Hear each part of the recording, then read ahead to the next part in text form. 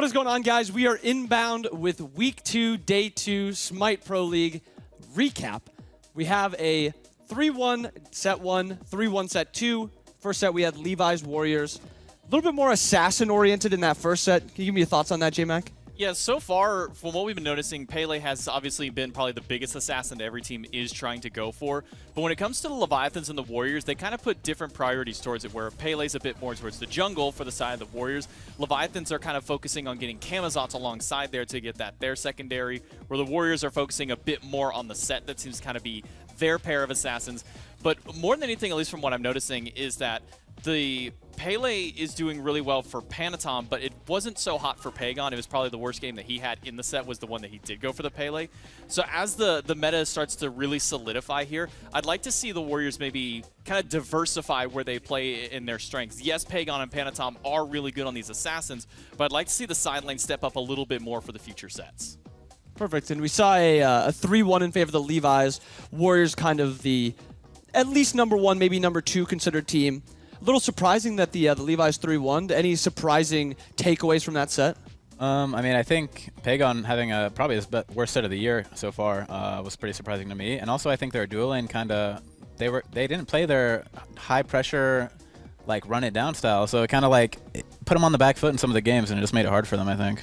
Yeah, I think you see some people tweeting about, you know, they crutch dual lanes and maybe they tried to prove it wrong. A couple Ganesh games. Second set, we had the Ravens 3-1 over the Dragons. A little bit more in favor of the Ravens, and they didn't play those assassins as much. They still played them, but you know, Scream is not really as focused on playing assassins. He'll play kind of whatever he thinks is strong. Meta's a little bit different for those two teams that we had in the first set and the teams in the second set. Anything that you can like break down for that? Yeah, it kind of feels like the meta is almost the opposite for these teams, where Pele is a primary focus for some of the top teams of the league. And not to say that Ravens or Dragons aren't a top team, but those two teams in particular really look for that Pele. As you noticed, it was either top ban or top pick from both of those squads. This set, Pele essentially kind of goes unnoticed for the entire first half of draft until you get to second phase of it, until this very last game where we did see you end up bringing that one out for him. But it just feels like we kind of got two different styles of play. We got the Ravens playing into how the Dragons want to play, get this slow, get this late game, and then we hit 65 minutes and they go, man, this is not fun to do. Why don't we just step on the gas pedal? And honestly, this is probably one of the best two games that we've seen out of the Ravens all season. Yeah, I mean, obviously, I'd ask you guys about how well you thought you guys played. You guys probably thought you played a lot better this week than last week. So I'll ask you about the Dragons. Anything surprising with them? Any players stick out to you with that? I think Mike's picks this week, he really went back to the Afro, which I wasn't exactly sure if he was going to after the last week games. It was just kind of the way they played the game. They played it really slow-paced, when I feel like Lasbra's like a really fast-paced diver player. And I think just their slow playstyle kind of threw us for a loop in the first few games until we adjusted to it.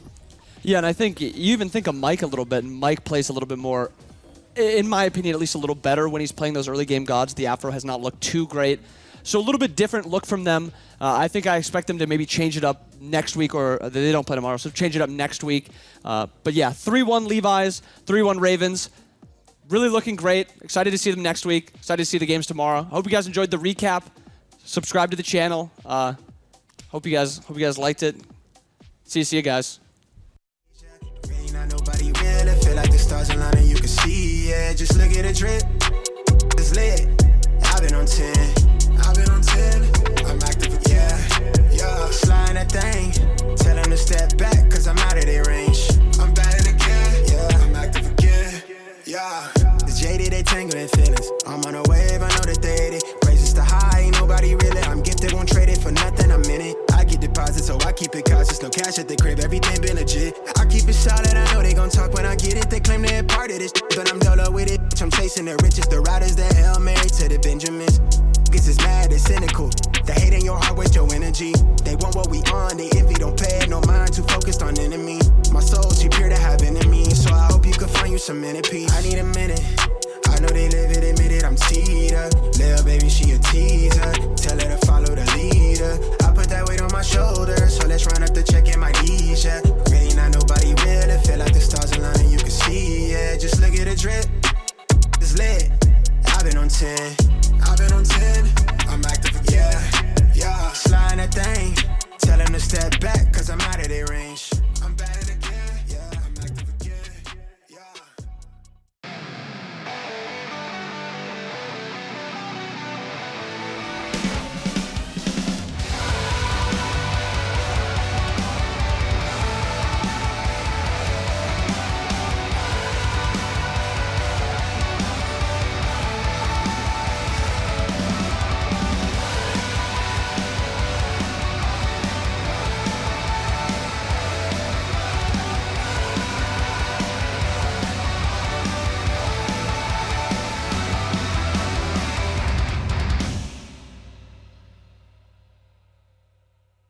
It is a beautiful morning in Nashville, Tennessee. A beautiful morning for some SPL action. Day 3, week number 2, SPL phase number 2. You've got Frog, you've got Mifflin on the desk. Mifflin, how you doing? I'm doing all right. I'm not in Nashville, though. That's what Trelly said yesterday. He said the exact same thing. He said the exact same thing? Yeah, well, I said Sacramento yesterday. Why'd you say that? I just like letting people know that it's a nice day. You never know where somebody's going to be watching How's the SPL how's the from. weather in Ottawa? I could look it up. I don't know. I looked it up in Tennessee, though. Tennessee, the weather's nice, 74 degrees. It's a perfect day to sit inside and watch some SPL action. We can take a look at the schedule on the day of for the entirety of the weekend. We've been through 2/3 of the matches thus far. Atlantis Leviathans and the Highland Ravens both coming out of this weekend 2-0.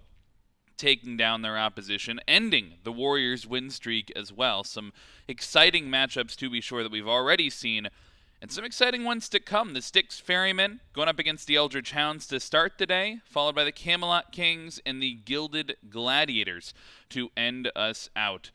Styx Ferrymen, this will be the first time that we're seeing them this weekend, as well as the Camelot Kings. We can take a look at the standings as well. Only 2 remaining winless teams. We're actually going to see both of them today. Eldritch Hounds and Gilded Gladiators still both looking for that first win. Only 2 remaining lossless teams as well, and only 1 can come out of this next set. So I think very important to keep your eyes there. I'm really excited for it. The Styx Ferrymen, I feel like, have got a lot of hype around them right now. When I see the fan reactions, a lot of people seem to be projecting them as either number 1 or top 2 at least. So I think this is going to be a good heat check for them up against the Hounds. But the Hounds struggling a little bit in their most recent sets. I feel like they've got a little bit more to show us, and even individually in their sets, in 3-0s or 0-3s for them, I should say, they've been looking pretty good. Yeah. Individual players, Benny's been really standing out there, and NeilMah has been really popping off as well, so I feel like power ranking's pretty hard to lock down right now. Yeah, it's still early, right? Only the second weekend of this Phase 2 action, but I think the Hounds in particular, one of those teams looking to ramp up. We saw them sort of in Phase 1 similarly have sort of that ramp up into a very nice Masters performance. But the Ferrymen, you mentioned, potentially a top 2 team. We got to see them a little bit last weekend, and I think a lot of good things to be taken away. They seem to be the only team, just like the Warriors, I feel like, who, like, you can look at a draft and feel like, oh, that's a Warriors draft. I feel like you can do the same thing with the Ferrymen. Yeah, but the Ferryman, it's kind of like cheating, right? If I look at a Ferryman draft and I see like a Surtur jungle, until yesterday, it's obvious, right? Or anytime there's a Nike on the team, it's pretty obvious. So the 6 Ferryman, easy to lock down what it is that they're playing because they've got one incredibly eclectic player out of the jungle. That's Brooks Matty or Cyno.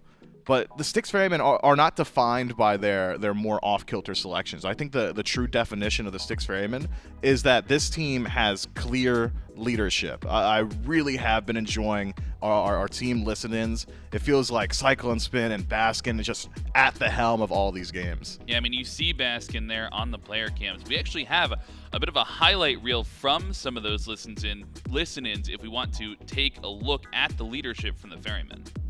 We need a defense from the Leviathans, but let's listen into the Ferrymen as they push this fire. Dodging! Caps half. Caps 1.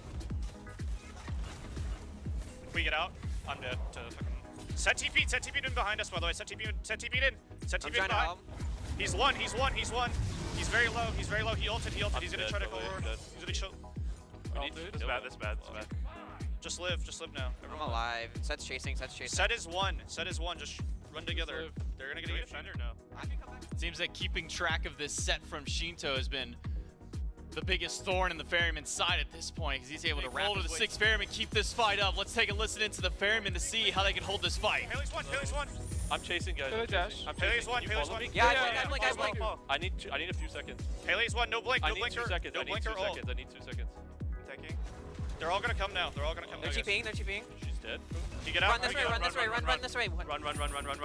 I got blocked. I got Brackets here. Let him die. Let him die. He's dead. Can we go gold? We can one-shot gold. Easy, My left. TP. Or shouldn't be here. That's the kind of quick shot calling you need. You recognize, and everybody on there said, he's dead. Leave him be. Do not try and go. I love the let him die comms that aren't coming from Aror. Like they're just deciding, okay, we're gonna let you die, Aror. But it's not. It's clear communication, not something that we've seen from every listen-in thus far.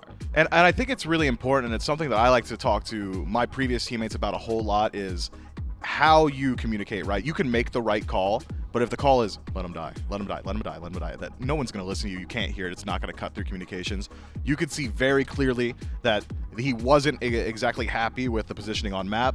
Let him die, first call goes through, it's not happening fast enough, and it's the urgency with which he communicates, let him die. I mean, I was there casting that set, and it put my spine straight. Like, I sat up, I was about to drop a yes, sir on the cast, right? So I think having that clear leadership and someone that is willing to dominate comms like that is just so useful. Styx Ferrymen certainly finding their footing thus far in the Road to Worlds. Wanted to hear a little bit more from them on that. We got to sit down with Paul a little bit earlier. We only had one set, and it was versus the Levies. Almost forgot for a second. I don't even know how that's possible. 3-0. It was pretty good set overall. I think we made a few mistakes though. We definitely could have ended game 3 a lot quicker. We were super ahead, and we kind of failed to close it out a little bit. So we definitely have room to improve. But overall, still a win, 1-0. Right, so next week's games versus Hounds. We've only get to see them play one set, and it was versus the Warriors, and they got 3-0'd. But Warriors are like, they're pretty much on top of the league right now, so that doesn't really mean much. So we don't have that much information about them. So I actually don't really know how the set's going to be. We're feeling good though, so I think we're going to win, but we could not win. So I don't know. We'll just have to see. I think we're going to win, but we could not win. That's just blazing confidence from Paul. It's not even blazing confidence. He's factually correct, right? Like that is 100% the truest statement he could have made there. Well, Yep. yeah, I think we could win. Might not though. Stop him when he's wrong. Yeah, no, they're doing their best certainly to hold on to that confidence, feeling good. And they've gotten another chance to look at the Hounds this weekend. We saw them play a little bit earlier, unfortunately falling in their previous matchup. But I mean, this is one of those teams that now has a little bit more under their belt. And like Paul said in the interview, their first set, their only set last weekend, that was versus the Warriors. You get 3-0'd by the Warriors, it's tough to take away a real learning experience from that if you just get 3-0'd by the Warriors versus their 3-assassin meta versus the match they played earlier this week, starting to build more on the team identity they want to have. Yeah, a little bit more difficult to glean information from a overall shorter set, but each one of those individual games actually did go a pretty long distance, and because of the Hound selections, I think there was a good bit of data that you could get from there. In particular, I think you take a look at Oathh's God pool in his last 6 games, it's 5 games with Thor, so I don't know, let's try and guess what Oathh's going to be vying for in this set. Or maybe you look at the mid lane God pool, everyone else is playing things like the Pele, the standard sets, things like that. What's BennyQ going towards? A lot of Kleena, a little bit of Zhong Kui as well. So those eclectic God pools do open them up to having a little bit more targeted bans. Could be that targeted bans aren't going to be the play here for the Ferrymen anyway, just because you're so concerned about some of those top meta selections, but certainly is some good information you can pull from it. Is worth noting that Ducky as well has had a phenomenal week. It's crazy to say that the Eldritch Hounds, I could look at every single individual member of this team and say there was at least one game where they have standout performances. Yep. I think the main wall the Hounds are running into now is stitching together all these individually high mechanically talented players and figuring out how that's going to work as a tapestry. When are we going to start working together as a 5-man unit as opposed to 5 incredibly powerful guys? I completely agree. I mean, we've seen incredibly bright moments from pretty much everybody on this roster thus far. Some solo kills already for Vote, that 4-man Thor dunk yesterday, the unkillable Ducky. I mean, everybody seems to be putting on a show. It just has to all come together at the right time. And it feels like they have to figure out the meta that they're willing to play. I've seen BennyQ is maybe the highlight for me because I've seen him play Atlas, I've seen him play Agni, I've also seen him play all of the assassins that all the other mids are playing. And I don't know if it's like it's a good thing to have adaptability, but it's also good to have a team identity. I agree, but we got to take into account even Benny's history in the SPL as of recent. There were phases where people would say, oh, Benny's God pool is small. If it's not Merlin, it ain't working, right? If it's not Merlin or Ra, I don't want to see it. Maybe he'll bring out the Anubis as well. But having that diversity recently, I think, has really elevated his play. Also does help that I think he always has been just an assassin player, so having those back in the meta has really made him look a whole lot better. I'm willing to say that Benny is the progenitor of the cleanup mid, too. I mean, we're not seeing that from just about anybody else. It clearly has really good matchups into Pele mid, which has been very popular with a lot of the other mid laners. That's just smart play. And it's not as if it's, oh, he had one good performance on the cleanup. It didn't exactly matter all that much. It really is a consistent winning lane. He's figured out the counter matchup and how he wants to play it. He gave Pagon the little bro treatment last time he lined up against him. So I think you're right. Benny certainly deserves a little bit of credit on his end. I mean, talking about assassin mids, we can talk about the assassin players. This jungle matchup, certainly one to keep your eye on. We've got the God pool comparison here for Cyno versus Oathhh. And there is, wow, that's the first time I've seen one of these graphics look like that. There's a couple shared gods. You know, you see some of the you know, more classic assassins there in the center of your screen.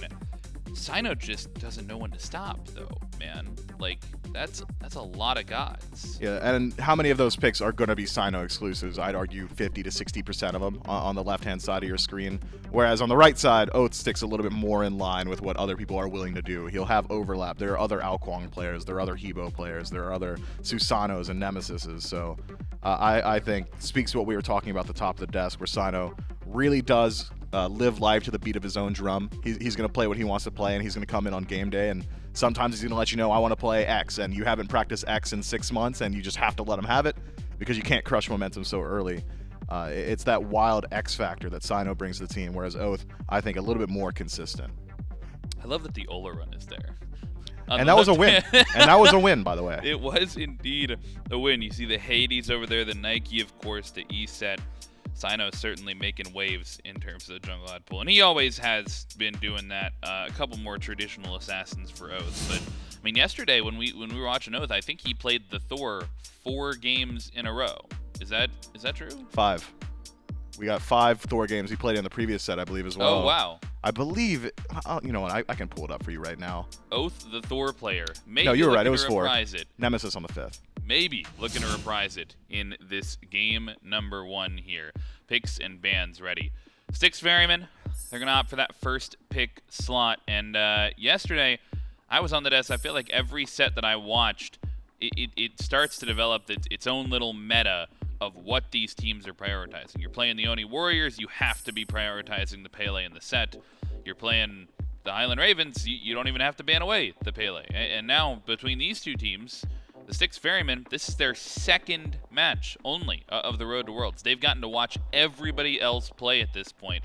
It's only them and the Camelot Kings that have played 1 match thus far, just due to the schedule. They've got a lot of information to go off of in trying to adapt this picks and bans phase to them.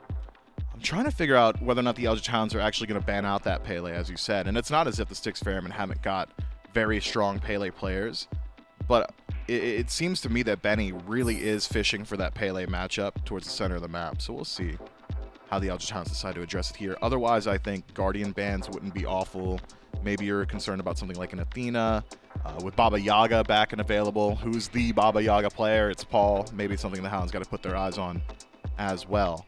I do want to make sure we're ahead of it because we just talked about it. That Ola ban is not the Hounds saying, man, I really hope Cyno isn't locking that in. That's a standard ban right there, fellas.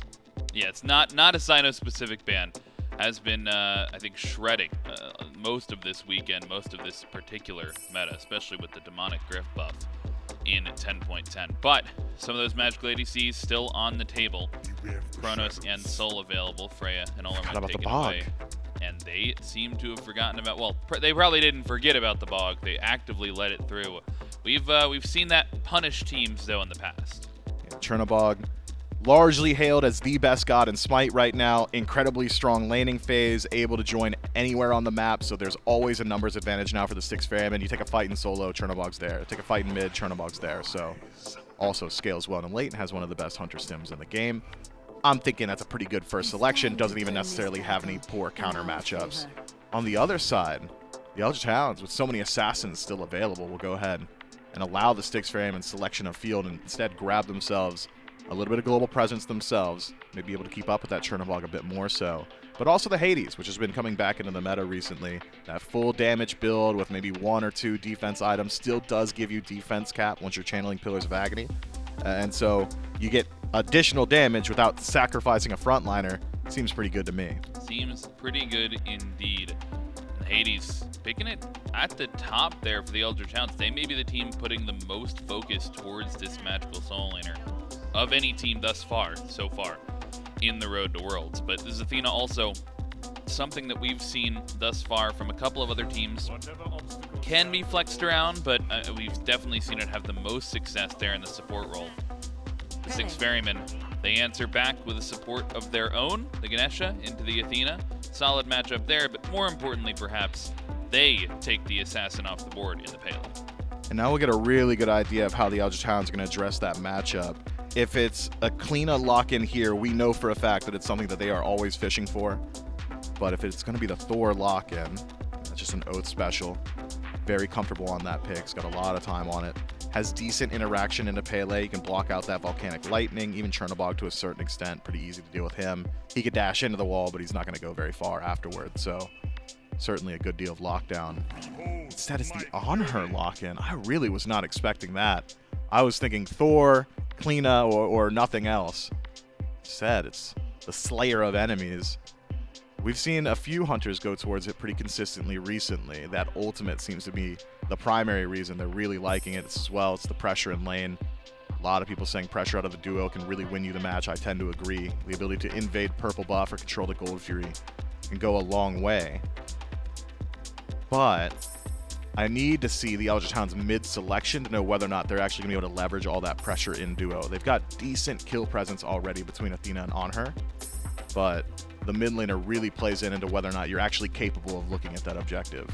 Looks like the Styx Ferrymen not worried about the Kleena. They'll take away the Morrigan, take away the Zhonghui as well from BennyQ's God Pool. On the other side, targeting out Cyno a little bit. Erlong, Shen, and the Naja, the must-ban at one time against Cyno. Taken away from the jungler, the Ferryman. Second man phase comes through. I'm a little bit surprised they didn't target out the Kleena, but I mean, for the Hounds saying, you know, if they're saying this is a counter matchup and we're happy to go into it, the Ferrymen are saying we don't care what you go in mid. We don't care about the Kleena, and Hounds gonna hold that mid selection for their 5th pick. They'll lock in the Daji, likely for Oathhh. Yeah, I like Daji. Blanket statement, I really like Daji. Anytime you've got someone else on your team that can burn beads though, that's Daji at her best. And it's got consistent beads burn from the Athena. Confound is going to get some sort of relic every single time, so long as there's a semblance of follow-up behind you, and failing that, you've got Hades to do the exact same, which means Palau should be able to work out very, very well in some of those late-game team fights. Ganesh in particular probably going to struggle a good deal until he can get some itemization behind him, maybe a Magi's or something along those lines. Where do the Styx Ferrymen now look with the rest of their draft? You've got really decent CC, your damage output for the most part is there. Lacking a little bit in AoE control. Ganesh has it with Dharmic Pillars, but generally single target with that silence, generally single target with remove obstacles. Bellona doesn't exactly bring a whole lot of CC on her own either. The rally, of course, phenomenal. It's going to really boost the Styx Ferrymen's potential around neutral objectives that we were talking about a little bit earlier. Whoa. Having that stim and a large AoE with defense shred plus high damage output jungler means that you probably can start looking at some of those objectives once Bellona's allowed to rotate out, is what I would have said, but I'm pretty sure now that it's Bellona jungle. I'm rooting for the Hercules jungle. I'm a big Herc jungle fan. Personally. I think it's really good, but if you go full assassin Herc jungle, there is a point in the game where Herc jungle is just going to be the strongest guy on map, and it's levels 1 through 15. Yeah. And then after level 15, Hercules jungle struggles similarly to things like Lancelot jungle, where you can do 80% of a guy's HP, and that's it, and you just got to pray someone else has the last 20. You're going to have overall pretty decent survivability, But if you decide to itemize towards defense so you can even play into that survivability, that 80% that I was projecting becomes 60% or 50% very quickly. Yeah, it's tough to find those isolated matchups as either of these warriors, the Bellona and the Hercules. One of those likely ending up in jungle. On the other side, I expected it to be a mid lock-in, and you know what? It might be a mid lock-in. That might be Thor mid, but I think likely, my guess would be Thor solo, Hades mid, everything else standard for the Hounds. I don't know.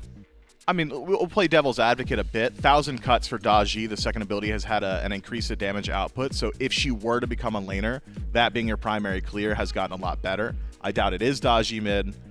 I would much prefer to see it with selection of between Daji, Thor, and Hades. I'd probably just go ahead and put the Thor in mid. I love what Hades is able to accomplish out of the solo lane. But let's evaluate the composition in the 5-stack. How does this play as a 5-man unit in a jungle team fight or a 5-on-5 engagement on structure? I see a lot of CC. I see really strong initiation, but I do not see consistent damage follow-up. A lot of it's going to have to be Thor double tap.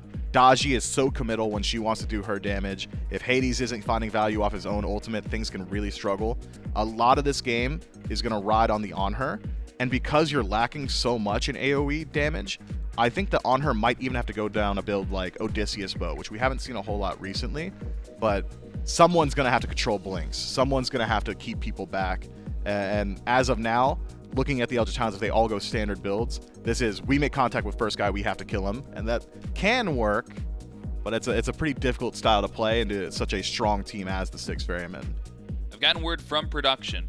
It is the Cyno Bellona. Yeah. So no Hercules jungle, gonna be the Bellona jungle.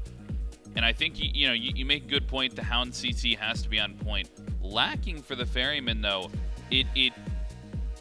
I mean, it's assassin dive and certainly warrior dive. You bring a lot into it, and in terms of just like press the go button. You even have Chernobog who can join you in the back line of any fight at any given time. But it still feels like if they're not all pressing the go button at the same time, it's very much an all or nothing fight style. It is, and more confirmation from production seems we'll be looking at Hades mid here with Thor out of the soul lane. A little bit more standard. Hades, though, does have to put himself in melee range on wave, which could open the door to more rotations. Bellona's pretty decent at chasing him down. If we see Death from Below to escape, we're likely going to see Bellona ultimate to chase. That's when Pillars of Agni comes into play. We'll see who's around and nearby to turn the damage numbers on their head from there. But there's a lot of really interesting interactions on map, a lot of really individualistic play, eclectic selections. It's a good way to start your Sunday. It's a good way to start Sunday. Styx Ferrymen going up against the Eldritch Hounds. Game number 1. We've got J-Mac and Trelly on the call. Yeah, thank you so much, Frog and Mifflin on the desk. That's right, it's J-Mac, it's Trelly, and Doug joining us here for Game 1 on Sunday of our first match of the day. Ferrymen and Eldritch Hounds. And it wouldn't be a Styx Ferryman game, it wouldn't be a Cyno game, Trelly, if you didn't pull out a little something strange. We're used to seeing a lot of the warrior jungles come out of Cyno, sometimes the mages, but this time going over to Bellona, and wow, a very staggering 86% of the Twitch chat voting towards the Styx Ferryman. Now, I wonder if that came in before or after the Bellona selection, or maybe if that's just some confidence here in the Styx Ferryman team as a whole. Yeah, I would say that's probably just confidence in the Styx Ferryman, right? They have earned that right, as far as I'm concerned, even with a draft like this, which of course is going to be very heavy in the physical side, but they've got their own shred that they can go for here. As long as they're building into some extra penetration and using that Chernobog to keep the numbers in their favor for these team fights, should not be the biggest deal. I'll look on the other side though. Oathhh and BennyQ, starting with the blink. This is the Hades mid with a Daji. Usually when I see the double blink out of the mid and the jungler, you think about a level 2 fight, right when that wave gets cleared or right before the wave meets. You're blinking onto someone immobile. In this case, Cyno's got Shell. What? So, all right then. If you're trying to get some early kills, you're not going to get a Beats or an Aegis, but you may get a Shell out of Cyno. We'll have to see how this one plays out. I wonder if maybe Cyno's expecting that. You know? Yeah, oh, yeah. Oathhh, Benny, very aggressive early too. Really strong clear to start. Expecting a fight to maybe break out. We'll see if it pans out for them. Cyno goes in, gets some good damage against BennyQ already. But playing 2 melee range characters, they have to get real close to the wave. Oh. Ducky and Baskin already squaring off in the solo lane. Both drop down to about 200 health, but already resustaining with those potions in hand. And Cyno's not going to give up just yet. We'll dive in. Doesn't have, at least the hammer from what I saw. I see shield bash, and I also see the scourge for the disarm, so not going to have that AoE damage just yet. Yeah, probably fearful of the silence there from BennyQ. Did not want the bludgeon getting silenced out. Definitely seemed like a smart call to me. A little slower on the clear, though. So Oathhh and BennyQ get their choice of mid camps. If you get left camps, you usually get free reign to head over to the shield buff, which is exactly what Oathhh was doing, but ends up doubling back maybe because his team already has pressure, right? Aror and CycloneSpin are already clearing that wave quicker than just about anyone else. So Cyno is unfortunately having to go over to the cooldown buff. The least valuable of the two. But hey, if you find a nice gank, you can get some pressure over onto Ducky. Could be a good call. We saw very close to finding a solo kill. Baskin had to cancel out that hammer with the driving strike, and Ducky insta-popped it. So he was able to teleport away, get himself out of harm's way early on. But that means that the Bellona, as far as I'm concerned, early ganks are not her strength, right? You're coming around the corner, hitting a shield bash, and that's about it. Once you get active to the Eagles rally and you get your ultimate, then you actually have that hard CC, the extra damage follow-up. But Cyno, he's probably not looking for any cringe ganks. Not with this build, not until level 5. Now speaking on Cyno and Bellona in general, typically it's really only the soul lane. I think the last time we saw Bellona jungle ever really meta was back season 2, 3 in the OCE style of meta. That back time when Big E and Chuckles were playing competitively as opposed to coaching at the time being. That's really the last time we kind of saw this pop up. Builds have changed a lot. Normally solo, very tanky style play. Berserkers, Shoguns, things like that. What do you think is kind of maybe the build path that Cyno potentially takes on a build like this for jungle? I'm sure it is very similar to his Erlong Shen build, which is going to be, hey, I've got Kins, I've got one, clear item, which it could be Golden Blade. You don't really need it on Bellona, but it does certainly help. Anything with movement speed, top it with Kins, and then a lot of tank stats, right? That's just how Cyno likes to play. You're going to be able to outbox ADCs for a fair bit. I think it's got a similar power spike to that of, what Mifflin was breaking down for the Hercules jungle, where, yeah, Bellona is going to just destroy you in a 1v1 up until a certain point where the ADCs are just not going to care about the disarm and will still outbox her. But that's not really what Cyno's looking for, right? He wants to go to the back line, force out some ultimates, force out some escapes, and then let Paul and let Baskin and let CycloneSpin dive to the back line and finish those kills. That's the Styx Ferrymen style.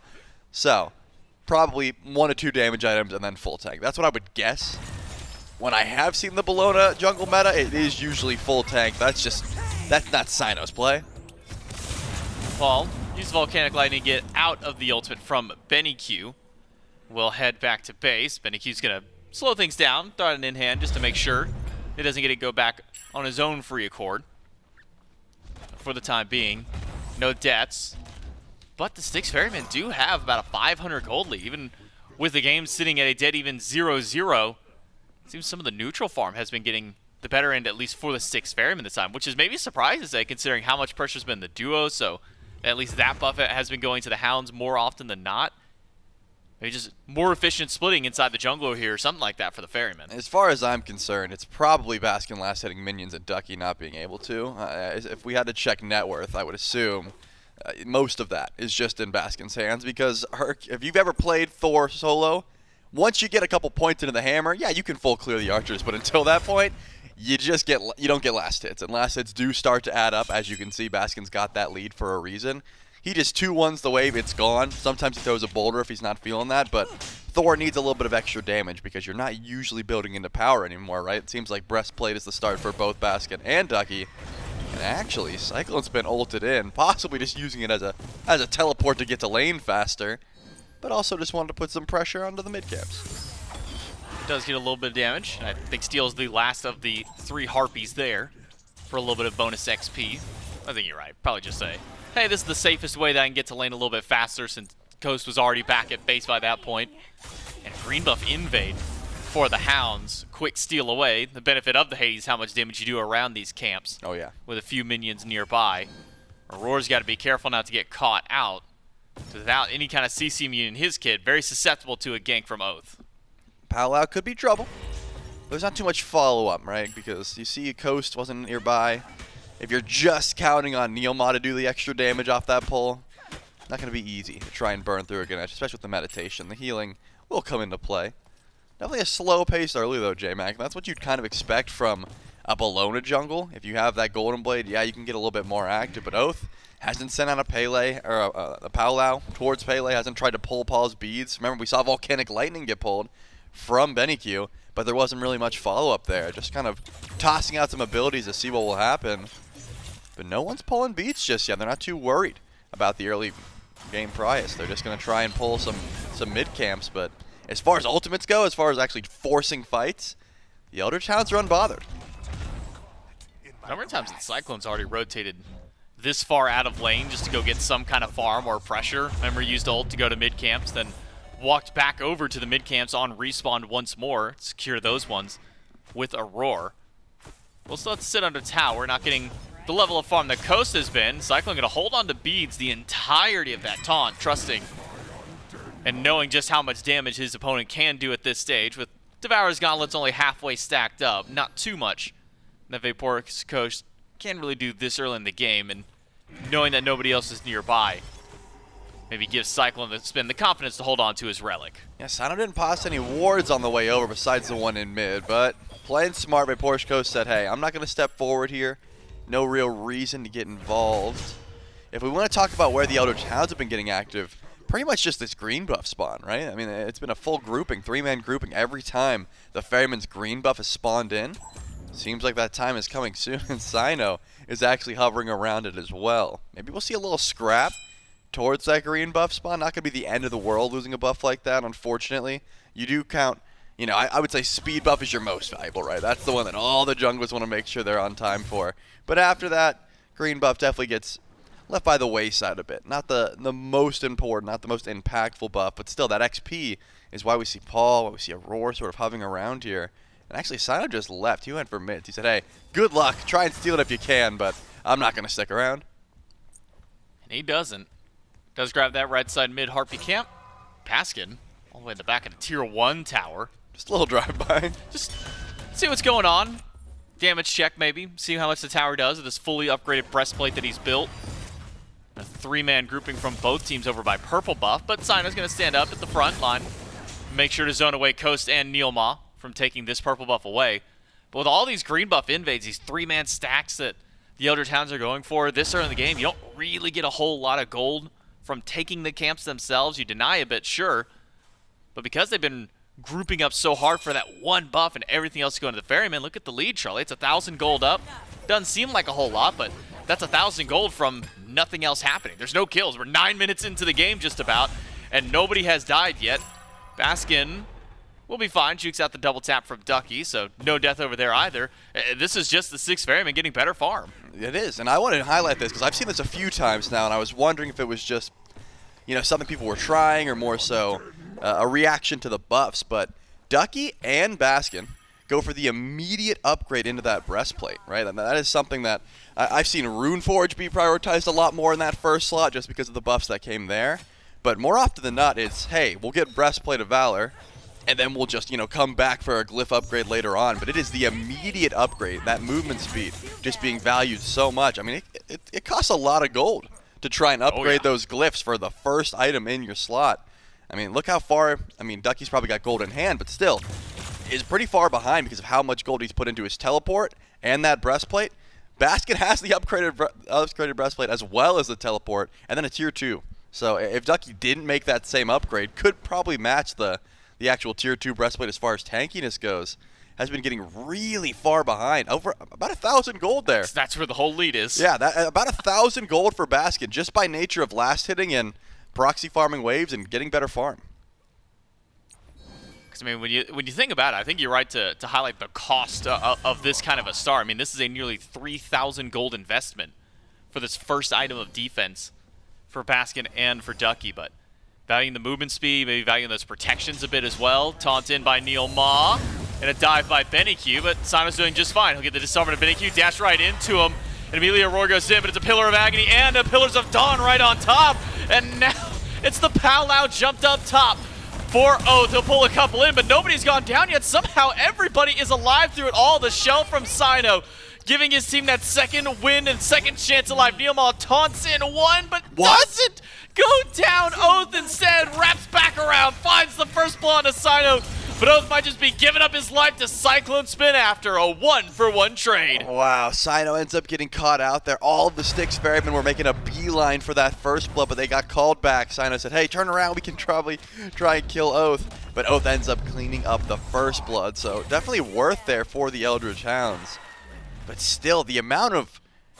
this is a tanky start, right? Just about everyone has some form of protections built besides Paul or CycloneSpin on the Ferryman. I mean, we saw that Anhur come in, and Coast, I believe, hit a good portion of those spears, but was not able to get aggressive at all. Actually jumps forward here, wanting to try and find a 1v1 versus CycloneSpin, probably because NeilMah's close by. Those taunts can be very impactful, especially after a fight. Before a fight, it's good as initiation, but CycloneSpin loses the beads there. Aror didn't have a relic. You gotta watch out for the re-engage potential coming from NeilMah on this Athena. Either way, though, BennyQ was the first one into that fight. He got so low. But if you look, Bancroft's into Breastplate of Valor. This is a very heavily physical team for the Styx Ferrymen. So very much value from his ulting in the middle of 3. Using that Pillars of Agni, using that extra healing, as well as the mitigations you get from just channeling that ability. Now Beacon being capped by the Hounds. Aror on the way. Cyno already in position. But Aror's going to have to dash out. Palo goes through. Will connect him to Aror. Pulls him back. Drops his own ultimate, but he's stuck inside of another Pillar of Agni. Nowhere for Aror to go. But even with Cyno trying to jump back in to bail out, he's going to need a lot more help because guess who's on the scene? It is Ducky to zone them out. The Eldritch Hounds get the Beacon. One more kill and add a second one to Cyclone. He's almost out. But Ducky, wow, he's going to get nothing there. It's Baskin with the big pull after, and CycloneSpin, who was on death's door, turns around for the kill. I mean, this is ridiculous how tanky Cyno was there. I mean, he lived for so long. CC chain, even Aror lived for so long on top of all that CC. This is, I guess, just a low damage game is what we'll call it, right? Of course, there's high tank stats, but not too much DPS coming from anyone either. This is also the reason that the upgraded teleports are so impactful. Both Baskin and Ducky have to make impactful ults there, have to make impactful rotations, or their team is just much worse off for it.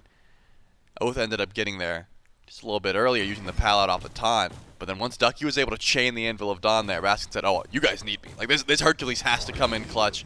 Gets the pull onto BennyQ, who, with the new trend we're seeing, immediately upgrades that breastplate as well. I mean, BennyQ said, hey, if everyone else is doing, I need that extra movement speed, I need those extra protections, and it's going to go right for the Gold Fury. Fury down to half. NeilMah goes in with the taunt, finds 2 with that immediately, and big damage from BennyQ. The Ferrymen secure the Gold Fury, but BennyQ might just get a life along with it. Cyno silence, the dash in to slow him down. He's got ult. But ultimate is still available for Cyno. The Styx Ferrymen will be just fine. Did not lose out on a whole lot. I believe just a meditation pop from Aror to keep the team alive and healthy. And it's a Gold Fury for the Ferrymen. Push their lead up. It's now 2,000 gold and XP. The Eldritch Hounds, they've got their fight back. They're just having a hard time securing these last couple of bits of damage for their kills. And I think that's the big difference maker, right? Everyone's so tanky, so you have more room to sort of juke around and sort of get out with low HP. I'm still baffled at what Cyno's cooking up, man. The Stone of Binding, the Golden Blade. As far as I'm concerned, he's just a slow and a stun, but he's also extremely tanky. I mean, into a composition like this, Daji does not appreciate that 1v1 too much because you're able to disarm, not really care about the first ability, and 1,000 cuts is just tickling Cyno at this point because of how tanky he is. So it's not like Oathhh is loving the matchup. Sure, late game, Daji is just going to be able to 100 to 0 just about any squishy on the map, whereas Bellona really isn't ever going to be able to do that. But Cyno is just trying to set up for his team, trying to set up for the 2-0 Chernobog over in duo lane, and of course, how much damage Paul's going to be able to get off. Truly, the trend keeps going. Oh, NeilMah got one? It's NeilMah too. There are 4 people on this map. It might be 5. I think Auror's going for 1 too. Oathhh needs the bailout from NeilMah, teleports to him with the Trickster Spirit, and gets himself out of that. While NeilMah channeled the ultimate, they were just getting benefits from each other. It says, okay, I can teleport out, you give me the extra movement speed and protections, we'll be out.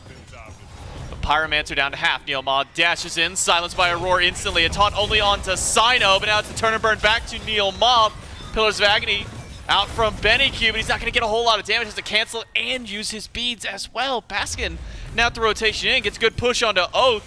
But Baskin used the beads to get away from Pele. The Styx Ferrymen should be out of this fight unless Ducky just goes right back in, dunks onto Baskin, who's able to bail out, and Cyno turns it back around. Benny, the only casualty of the fight. Now Pyromancer started up. Ducky is not going to be able to go in for a hammer. The Styx Ferryman grab the Pyromancer. This is just ridiculous, J-Mac. There's just so much room for error when everyone is this tanky, right? You don't have to play perfectly because you're not getting one shot. I'm amazed at how long some of these, quote, tanks are even living in these engagements because there's just not enough damage being built. Baskin, off of the ult from Ducky, I expected more follow-up, but I hate to say it, Ducky is not a character. Look at his build, man. He's got 2 items. That's rude, man. You call it rude all you want. What is that Thor doing to me? That dude's got Breastplate and Contagion. He's going to stun you. Yeah, Paul could eat the full combo and go, oh, thanks. I'm still going to soul eater up off the wave and not care. Whereas Baskin, of course, he's got the extra power from his passive, but also just has an extra item. Didn't end up upgrading the beads. I am baffled that Ducky spent so much gold upgrading his beads. That's usually like, okay, I'm 6 item. I've already got, everything ready to go. Got some extra gold. We'll just upgrade the relics. Okay, I mean, but so Soul Lane Teleport makes sense to fully upgrade, but right, beads is the questionable one. You're right to highlight this. Well, right. Here's my point. You get the cooldown change is just the tier 2 beats, right? Right. You don't get any extra cooldown from upgrading to tier 3. You just get the cooldown reset, which is nice. But is that worth the extra gold you're spending to get, I don't know, an extra tank item? Something to help Ducky actually dive the backline? Well, I guess Ducky thinks so. Oathhh gets a damage up against Cyno. Fight over beacon number 2. Advantage so far here for the Ferryman as far as the amount that's been capped up. NeilMah hit by the knockup by Baskin, but will be fine. A wall in his way to keep them out. Baskin will just walk up to them, push NeilMah back on the point. Knockup is good for Neil. Duck in the sky, waiting for his dunk down opportunity, but will not go over to the team fight. It's beacon for the Ferryman. A push onto Oathhh. Gets a powwow from him this time, but I mean, even if he pulls Aror or Baskin, they're not going to care about this. He instead uses it just to disengage from the fight as Cyno dives up to Coast. It's going to be the 2v2 on the left side of the map, but Coast gets rooted out of the pillars. Are so good. The spears just do a little too much damage, but Cyclone's not dead yet. He's still living through all this. Needs the double tap from Ducky. The beads! And will get it. The cooldown reset was there in time for Ducky. The 500 gold he spent is paid off. It actually was. I can't believe how big brain it was, J-Mac. He just needed more cooldowns. The Styx Ferrymen, because they got their picks, are able to pull this Fury. Ducky, the only one nearby, a double tap. Isn't doing much damage, but it's got some chance for a steal. Let's see if he can 50-50. Only Fury, quarter HP. Might have been out of 50-50 with the Coast nearby. The Eldritch Hounds gets it. Do steal it away. Coast is the one who gets it done. Impale for 300 damage. Steals that Fury away. The Styx Ferrymen may have been winning out on these fights, but the mental damage now done right back to them as Coast gets an objective. Wow, and then Coast just walks out for free. There was no chase down potential. The Styx Ferrymen, I'm amazed they went so deep over on left, right? Because you know NeilMah can ult over at any moment. Ducky was able to teleport in to help out. Risky play. I've been talking about tank stats. Cyclone is not one of those people with tank stats, unless he's around Aror. He'll get some Sovereignty aura and some Gauntlet of Thieves aura, but still. I mean, your full damage ends up diving in. Did not expect the rotation in from Ducky and NeilMah, and ends up getting punished for it, thanks to the cooldown reset on Ducky's beads. But that means all the objectives on the left side of the map are done. Pyromancer spawns in here shortly. There are 0 runic bombs in play as of now. So it could be impactful for both of these teams, because if you think about Burst, I mean, I'm looking towards BennyQ. Not so much so because of that breastplate, but still, your Devour Souls is probably your best option for just, deleting an objective. And I say deleting with air quotes. There's not much burst damage in this game, so the runic bomb still very impactful. This Pyromancer will be worth fighting over. Dive in by Ducky and Neil, and CycloneSpin from his own ultimate to the backline for Oathhh. Ducky separated from the rest of the team. Contagion getting a little bit of extra chip damage. from that CC. The Eldritch Hounds all fine for the time being. In fact, NeilMah goes right back in and gets the taunt onto Cyclone, but there's just no follow-up, and what follow-up there isn't a whole lot of damage. The amount of defense that's being built across the board is just making these constant attempts at poke really just do nothing. And that's the thing. I mean, it was a small buff in the grand scheme of things, but so many different things were buffed on this Breastplate of Determination. The price change is big, right? From 23 to 2250, but also you increase protections from your stack go from 5 to 7, which is a big deal. That's why everyone's spending that extra gold to upgrade this item. They just get so much value for, in the grand scheme of things, a little amount of gold. Paul taunted back. Dive from BennyQ. Paul's not going to make it out of this one, no. VaporishCoast drops him down. One pulled back by the Pele. It's only Cyno, but he's rather tanky. Paul, one of the only ones who doesn't have defense, suffers from the damage that the Eldritch Hounds are able to follow up with this time. Pyromancer's up, the Eldritch Hounds head to the objective. You know, the funniest part is Paul's the breastplate guy, and he's not building it, but the Pyromancer gets low. Looks like the Eldritch Hounds get this one for free, but the Styx Ferrymen aren't done. They're still trying to fight this. Ducky to the sky. He's got a couple of good spots to dunk, and it's right on top of Cyno. Gets Eagles Rally immediately as Baskin tries to play zone duty, but BennyQ doesn't care about what Cyno's got built because it's a kill for him, and maybe one more. Baskin silence. BennyQ right back in, needs the damage, and it's Coast who gets it. 5 strong, the Eldritch Hounds, 2 down on the Ferrymen. Will this be a Fire Giant pull, though? Ducky heads back to base. He's got teleport available, and yes, they will start this one up. Auror's nearby, doesn't have Dharmic Pillars. CycloneSpin can get here in a moment's notice, but it seems like the call is to give this one up. No one from the Styx Ferrymen is heading over to the right side of the map. They recognize when they are down too much to try and go in for a steal, and they will retreat. The Eldritch Hounds off of some great finishes. Again, low health targets. I was curious if everyone was going to get out with 1 HP, but BennyQ with the blink in. This Hades is still doing a good bit of damage, especially when you stack so much of the physical protections, right? You got 1 magical that's really being able to do that burst. It's not like NeilMah's providing that much damage. So BennyQ has to be able to get in and finish these kills. And he was able to. So now the other towns have their chance to push up. Gold Fury just spawned in after they get their Runic Bomb, after they get the Fire Giant. There's still tier 1 towers to go through, J-Mac. This is going to be a slow and steady push over on the left side of the map. Third beacon being cast by Aror. So he will have the Titans start to march down the lanes here in just a moment. But I do have to kind of add on top of all the tankiness that is online for the Eldritch Hounds, specifically with BennyQ. A lot of lifesteal added along with that. But he got Sacrificial Shroud. And the only anti-heal that's being built so far to combat this Hades is Baskin. And Baskin doesn't want to be near BennyQ. He wants to be against everybody else at this point. So where in the build at this point do we even slot anti-heal for the Ferrymen? Oh, by the way, 5th Breastplate of Determination now finished by Aror. It feels like you've got all this tankiness. Sure, you can keep tanking and tanking, but nobody's killing BennyQ at this point. Yeah, I love the fact that he goes for the tankiness, but also goes for the Sacrificial Shroud, right? Saying, hey, I'm going to make myself less tanky because I've got the lifesteal. You're right to highlight. Anti-heal is a big factor up against a Hades. If you get a 2-3 man ult and you're just constantly healing up, it's very difficult to try and just burn through that health bar. So BennyQ definitely needs to be a target here for the Styx Ferrymen if these fights continue like they have. But with Titans pushing out, the Ferrymen are grouped over on left. They're not letting this go for free. In fact, Cyno is just split pushing. It's not like Ducky ever has an ability to try and fight him.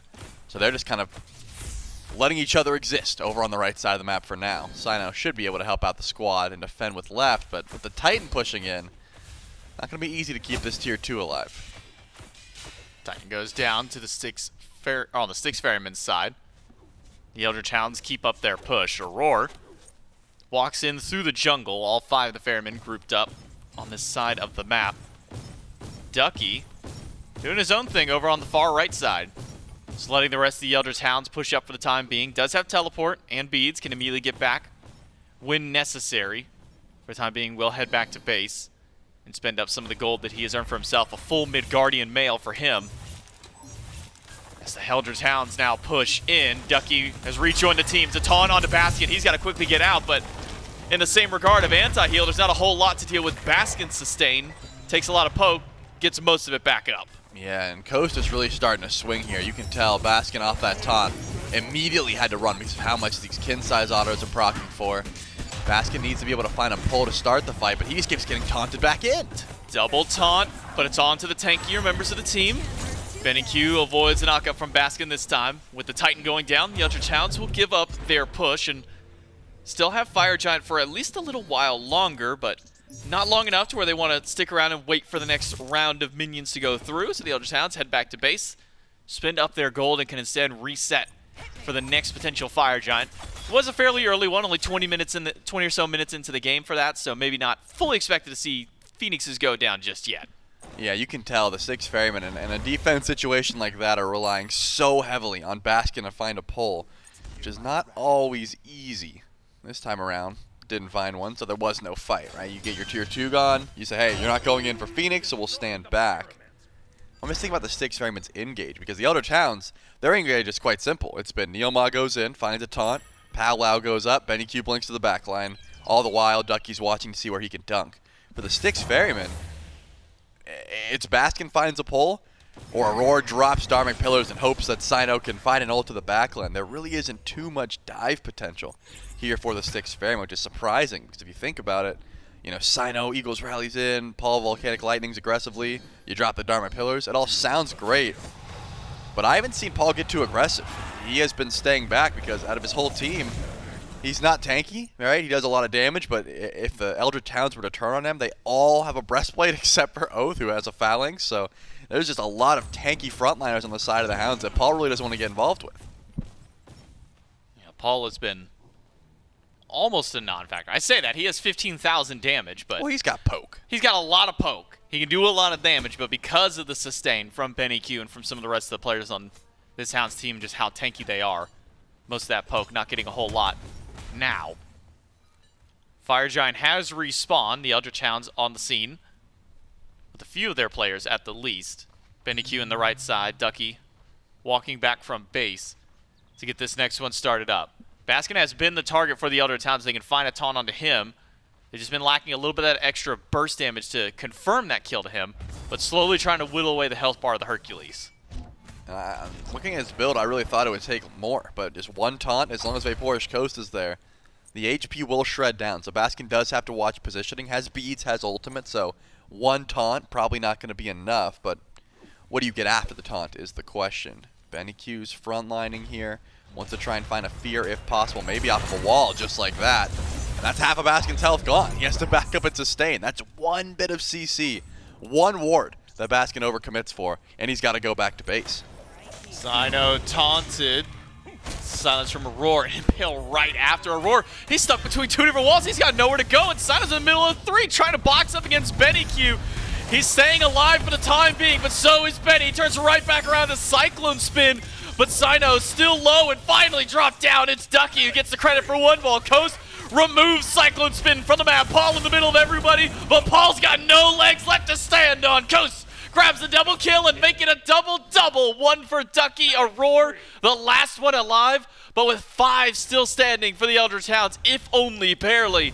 They can walk up and maybe just try and take a Phoenix. Yeah, Aror doesn't have a lot of HP here. The low health bars mean a lot, but BennyQ should be able to heal his team up off a wave. They might have enough damage to go in for the end here. Aror, he's got to sell his build for damage or something. He got a potion of power. That's all he can do and wait for the Dharmic Pillars. Pillar in 5 seconds for Aror. It's low health bars for a lot, but the sustained back from BennyQ and a taunt from NeilMah might just be enough to keep Aror out. They're going to funnel in damage to the elephant while Ducky deals with the Titan. Pillar leaves 3 in place, but they'll just stand there and keep swinging away at the Titan. It's the Eldritch Hounds for game 1. I mean, I hate to say it, but I think the big difference maker here was, number 1, having a great amount of tank stats for the team, but also having just a magical carry in BennyQ, right? That you don't have to build full defense, full physical defense, and just wall half the squad. It did seem like the initiation was also solid. You have so much CC. NeilMah was always in the right position to find a good taunt to set up for the team, but if he didn't, Ducky was there as well. Thor wall is also so easy around these Fire Giant fights to find initiation. I mean, Baskin walks up thinking he's tanky to go for a ward. It's wall into fear into, guys, I gotta go. And once he's gone, Aror and Cyno get baited into a fight. Your Hercules isn't even there. He's teleporting in. It was essentially a 2v5 in that situation. That's not good. Yeah, really up until that last team fight, it was, okay, we can kind of do a little bit of damage to Baskin, and then once that second round of anti-heal, that Divine Ruin comes on, just feels like Baskin can't stay in fights any longer. The Eldritch Hounds, a little bit of a slow start for them, but they're able to win out this one in game number 1. Can they keep up the pace? We'll find out in game 2 right after this.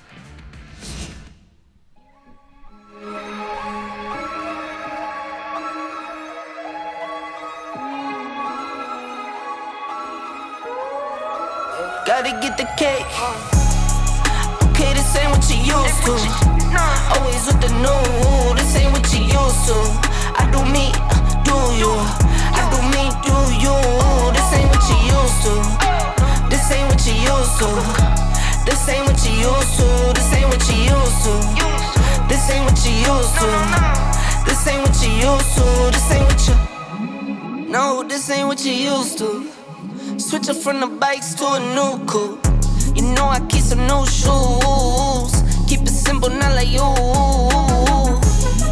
All night, get right. Know you know the price. Know you know the name, no games. I need all my money now. Not playing, man. This ain't what you used to.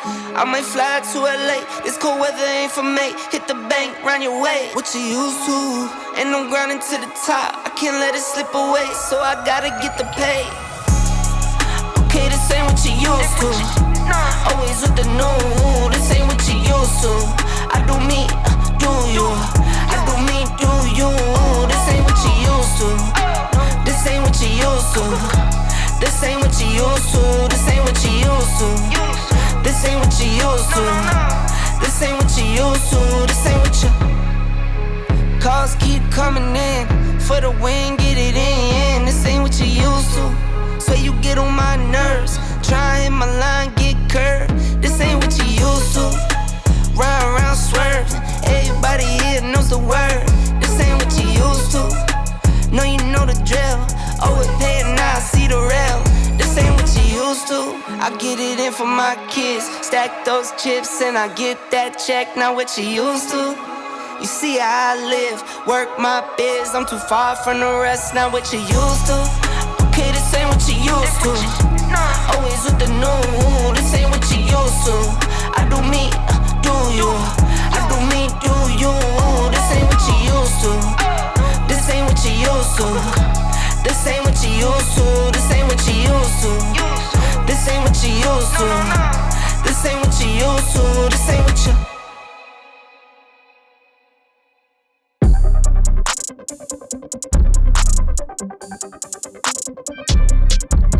Hey.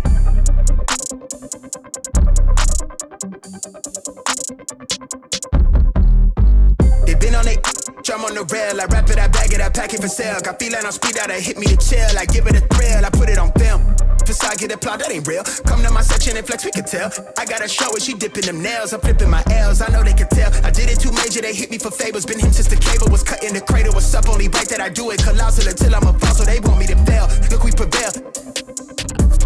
I'm on your tail. Know that they talking, they telling them tales. Just know how to tell, that for the sale. Hey, they talk like they got it, but they need to stop it. I'm leading with logic, my heartbeat is frosted. I seen it, got optics I needed from Shawty. She mean with the top and it's obvious. They need him a target, I'm dodging their darts, make them reach for the stars. I'm dumping, I'm forcing the pun off the runs. I'm moving with caution, I'm saucing my nigga is nothing. From nothing to something they'll never be. Tycooning, I'm Jay with the thizzle face. I'm nothing my section has ever seen. Run the ice so I'm clutch, I don't need a screen. I'm Curry, I spit you from 30 deep. Do the pin in the pad like a surgery. She been curving you just to flirt with me. Toolie tucked off, but the jewels out. I just in a home with a full mouth.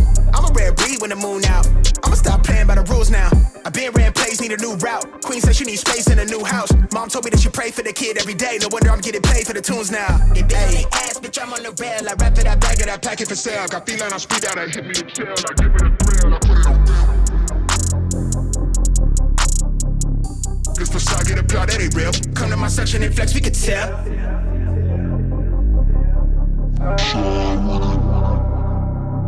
Really outside with it.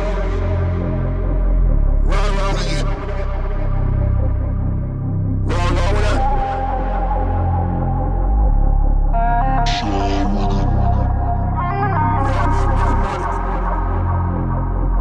Run with it.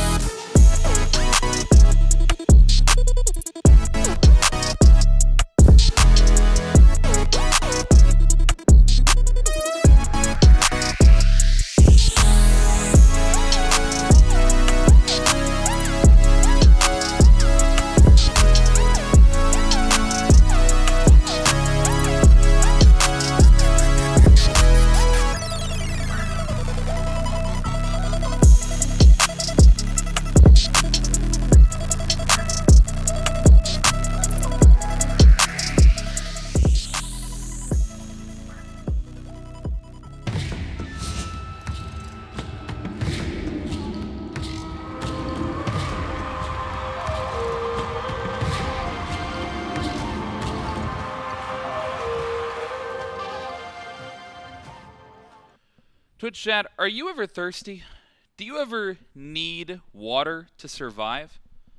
Need fluids to survive? Well, if so, make sure that you check out the Ixchel Shaker coming from Advanced GG. We've partnered up with Advanced.gg, and you guys have been loving the content so much. The only product left is that Ixchel Shaker, and we'd love for you guys to experience it. It keeps everything cold.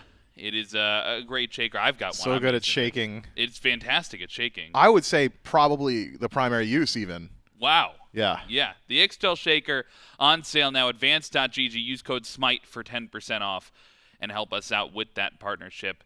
We love the Ixchel Shaker, and we love, apparently, the Eldritch Hounds. They loved winning that game. That was quite the... Did you like that segue? Yeah, dude, that was smooth, seamless. Thanks. No. You've got Frog, you've got Mifflin on the desk, and you've got the Eldritch Hounds taking game number 1, going up against the Styx Ferrymen. And they loved it. Did you like the gameplay there? That looked pretty clean from the Hounds. Yeah, yeah, man. Well, I mean, it does come down to maybe a few mistakes from the Ferrymen. I think the inflection point of that match is the Gold Fury steal. VaporishCoast rolls through, drops in Pele, says, hey, man, you probably should have actually used some of your burst to grab that one. And then from there, I believe it's a 1-2-for-0 trade immediately into a Fire Giant, and then the Styx Ferrymen just never were quite back into the game. They got caught out in neutral territory a few too many times. I wonder, though, if maybe there's a bit of itemization diff, because I think with both teams going towards slightly off-kilter compositions, it's hard to say that one won out on draft. But I did notice a distinct lack of anti-heal from the Styx Ferrymen. And when BennyQ's playing Hades and healing his team, or going double lifesteal in the build and just living indefinitely in his ultimate with his HP going up, maybe an Ankh or something along those lines could help you out a little bit. Otherwise, though, I think the Eldritch Hounds deserve every bit of credit, one, to be able to find those opportunities from behind, because it was a dominant early game from the Ferrymen. And then it was very clean once they established the lead. There was just about no mistakes from the Eldritch Hounds after they secured that Fire Giant. I thought they played very well around their power spikes and their curves, that Fire Giant timer. I guess I'm maybe a bit spoiled from the sets yesterday, going a bit long with 5 or 6 Fire Giants. Forgot just how much you could get done with one, and the Eldritch Hounds reminded me. Yeah, those fights, once they got all of their pieces, all the tools in the tool belt working together, you really saw this draft come together, I think. We talked about on the desk, the Athena plus the Daji, and all of the beads burn, all of the control you can have in a team fight.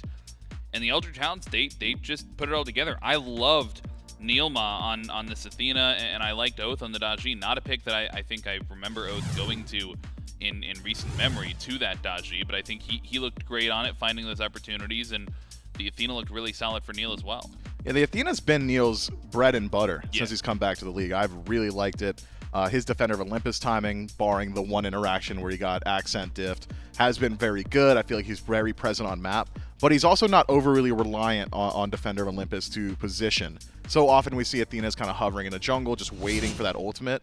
Feels like NeilMah is very often just in the right spot before he needs that ult used.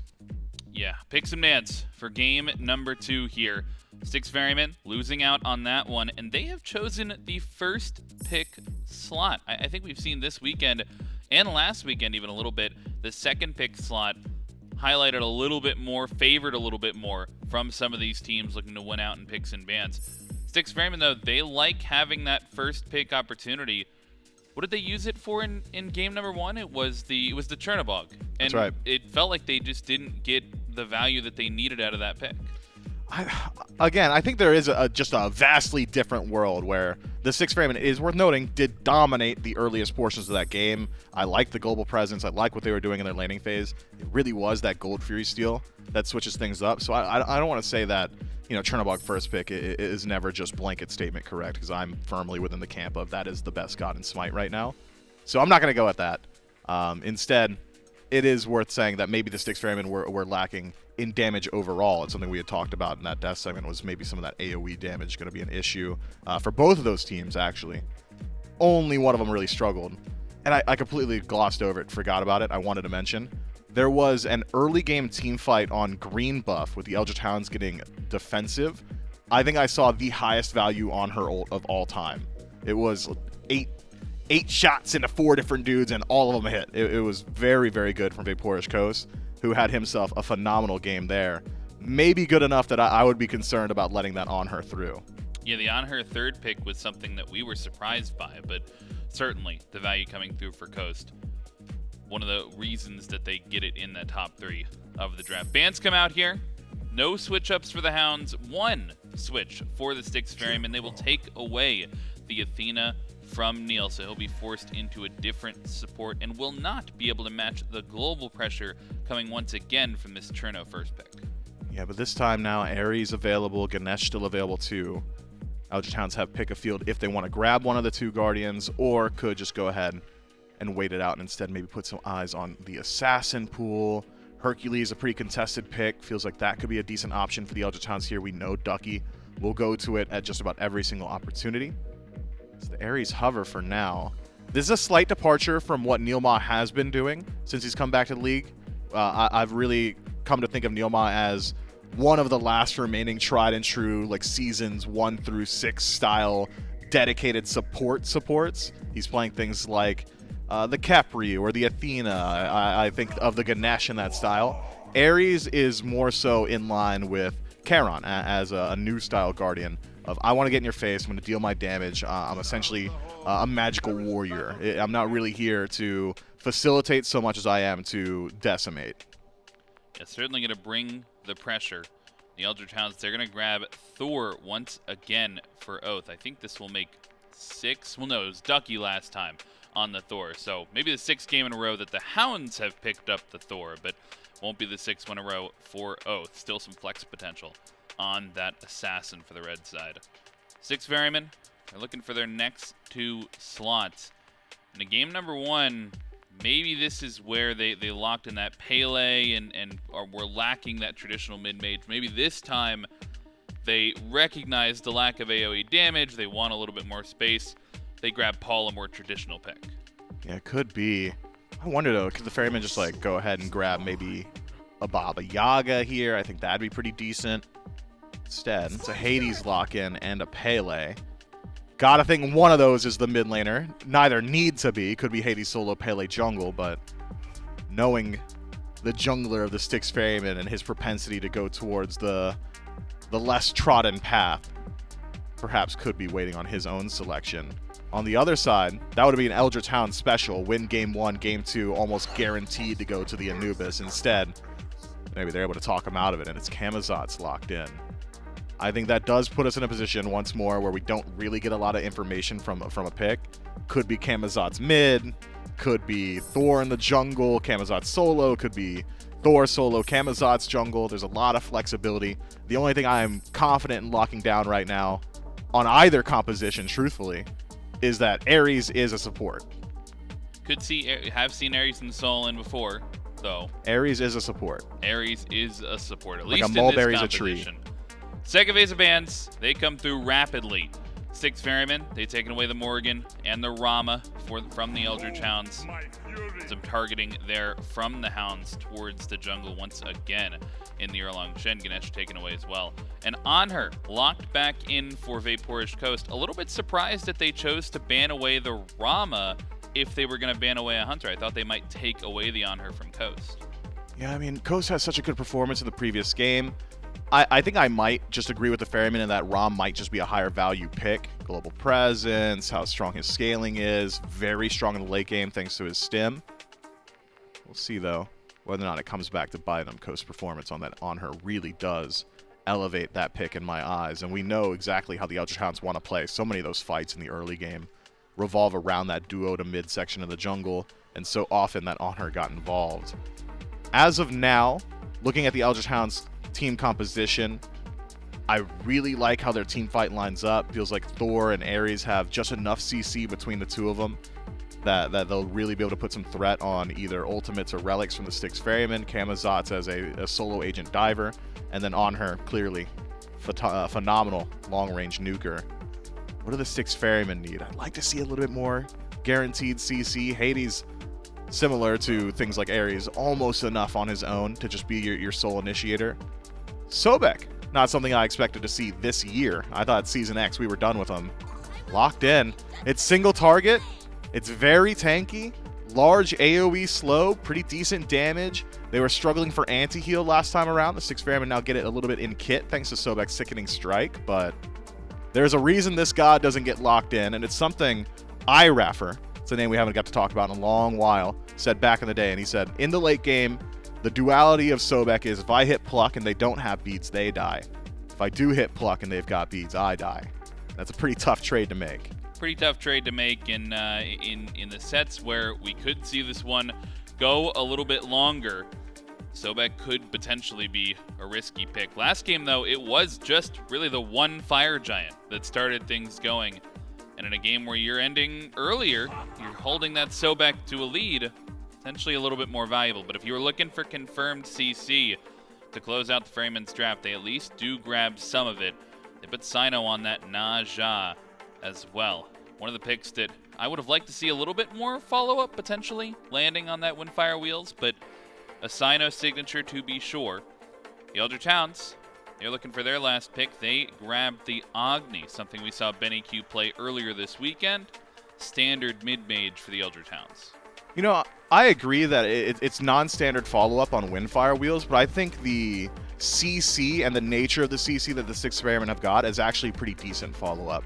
You can land into a Pillars of Agni and you're stuck there. You land into maybe just an immediate tail whip from Sobek or a knockup from Pele and the damage output will be there. The only concern is the range of follow-up for me. Nobody can be halfway across the lane and hit Searing Pain. Like, there's no interaction like that. Right. You have to be exactly where that Naja is landing if you want to follow up here for the Styx Ferrymen. And that's a playstyle that's easy to play into when you're ahead. If you're ahead, awesome. Run it down. You want to be in the face of your enemies. But from even or behind, I could see that Naja finding high priority pickups with his ultimate and then just having nobody there because the rest of the Eldritch Hounds have got a good amount of dive on their side to be able to push them back on the Styx Ferrymen. Agni, of course, a very safe pick too. It's going to be difficult to get him into melee range, right? The Windfire Wheels, you're going to have to really be ready. There will be opportunities where Agni will be caught.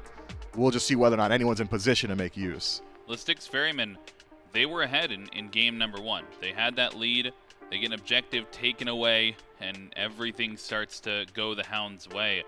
But you grab a composition like this, you're looking at shades of maybe what some would call, I don't want to, be the one to just say it with your chest, man. So it's a win more draft. From the Ferrymen. A little bit of a win more draft. It looks good, the Naja from ahead. I like the Sobek from ahead, but you got to be ahead. I almost agree entirely there. I think that you've really hit the nail on the head. The Styx Ferrymen leaning into the fact that they did control the early game in game 1 say, the only mistake we made is we let go of our control. Well, this is a composition that once you have it, you're probably going to be able to roll with it. But the concern is, as you said, how's it look for behind? I'm not thinking so good. Yeah, it could be rough from behind. But the Eldritch Hounds, I mean, they were one where they got behind. How do they stop from getting behind? They've got 2 assassins here. They've got the Ares. Are they going to try and match this pressure? I mean, you could match pressure in damage, but it's concerning. I wonder. The Eldritch Hounds, it's a draft that really can play through the early, but with what we just said, maybe the pacifist route would be the best route. The Eldritch Hounds trying to go up 2-0. The Styx Ferrymen trying to tie up the set. We'll throw it over to J-Mac and Trelly on the cast. Thank you so much, Frog and Mifflin. Game 2 with the Hounds and the Ferrymen. A great game 1 from the Hounds to turn back around after a great start from the Ferrymen to begin things off. But now we'll see if the Ferrymen with this kind of composition, Trelly, can continue to maybe spiral some of that lead that they had. And it all came down from the solo lane before. I think it was Baskin about 1,000 gold ahead at one point of Ducky. Then it all started falling apart at the end. A little bit closer now on the poll, where last time it was 85-15. Now we're sitting nearly at that 60-40 mark between these two. So even with the win by the Hounds, still haven't pulled the entirety of Twitch chat over to their side. Not yet. The Hounds need to be, I guess, do a little bit more to have Twitch chat on their side. But still, a little bit more believers, I think, because of the composition as well as the fact that because they were so far behind, gold-wise, because of the strange build that Ducky opted to go for, not build-wise, I suppose, but just how much gold he put into his relics, and still, they were able to translate into this late-game dominance. Should be telling of how they're trying to play this game as well. They still have the Thor, but because Baskin is on Hades, you don't really want that teleport. You really are kind of locked into Blink and Beads. Ducky doesn't have to match the teleport. He just goes for a beads of his own also because he's up against Cyno on Najah. Recognizes I could get CC chain late game. I don't want to be Windfire Wheels every time I step up to my blue buff. So just prioritizing a little bit of that CC immunity. Definitely going to be a good look. Especially once Aror and Cyno are able to group up together. That's just going to a lot of single target beads burn. And if this is a pick-based composition that the Styx Ferrymen have, which it definitely looks like, you don't want to be losing those beads for just a pluck or just a sash. Yeah, immediately I started thinking of the CC chain possibilities you have from Cyno and Aror as a combo. NeilMah finds 2 quick chains, doesn't get a chance to throw out the third one. Gets some decent damage up against Aror and Cyclone. Slow comes out from the emblem from NeilMah. Try and keep Aror and Cyclone back, but doesn't get too much value beyond there. Just gives him a pat to make it back towards his side of the map, get in towards the jungle, but Neil's got chain number 1, chain number 2, third one connects to Cyclone. Still, just some better pressure here for the Eldritch Hounds and the duo. Yeah, it seemed like Neil was panicking, didn't want to get plucked in a tower, or at least towards the minion wave, so Pop the Horrific and juked around. Aurora was more so fearing the auto attacks from VaporishCoast, so didn't even go for that pluck. Definitely seems like a smart call to me. Cyno with the early rotation, but with not much follow-up. It's going to have to be a pluck onto Aurora, but Aurora did not have the damage. And of course, Neil with a clutch chain, 180 chain to make sure that pluck couldn't even come through. Means that there's not going to be a kill over in duo lane for now. But Cyno makes the clutch rotation, grab the shield buff. Going to relieve some of that pressure that the Eldritch Hounds had over on the left side of the map. And also, the rotation was not matched. You could tell that Oathhh just stuck around in mid, so Baskin actually got cooldown buff as well. It's going to be good farm throughout both sides of the map for the Styx Ferrymen. Just sort of helping out with that early lead. We talked about it last game. Thor, in general, not going to have the greatest time just trying to full clear a wave, especially into something like a Hades. You come online a bit later. You need points into the hammer before you're clearing archers, and Ducky doesn't want to waste too much mana spamming. Even though he started that tier 1 earring, which does have some great MP5, you get in totem diffed, you're not going to get too much MP5 elsewhere. Baskin will just heal up a bit on the wave and get some returning damage. Make sure and try and clear things up, but Oathhh and Cyno have to rotate to the side of the map. Oathh's going to start out with some good poke up against Cyno. Returning Sash will not get a whole lot of value because the Vampire Patch is keeping him alive. A jump in by Oathhh, but he gets feared into the tower, has to beat instantly. Not a great start to the team fight, but keeps the poke back up. Cyno might be too low to stick around for this blue buff. Baskin has jumped in as well as Oathhh. And the hammer from Ducky will steal the blue. Ducky might just try and turn around to get a kill on Cyno. Instead, Spin is there. Needs to find the hammer after, but he doesn't have the cooldown for it this time. Cyno gets to live for the moment. Oh, just out of range. That's unfortunate. Very close hammer shot there. Beautiful damage. I mean, I think that Baskin thought he had the burst damage to confirm that blue buff. Does not come through.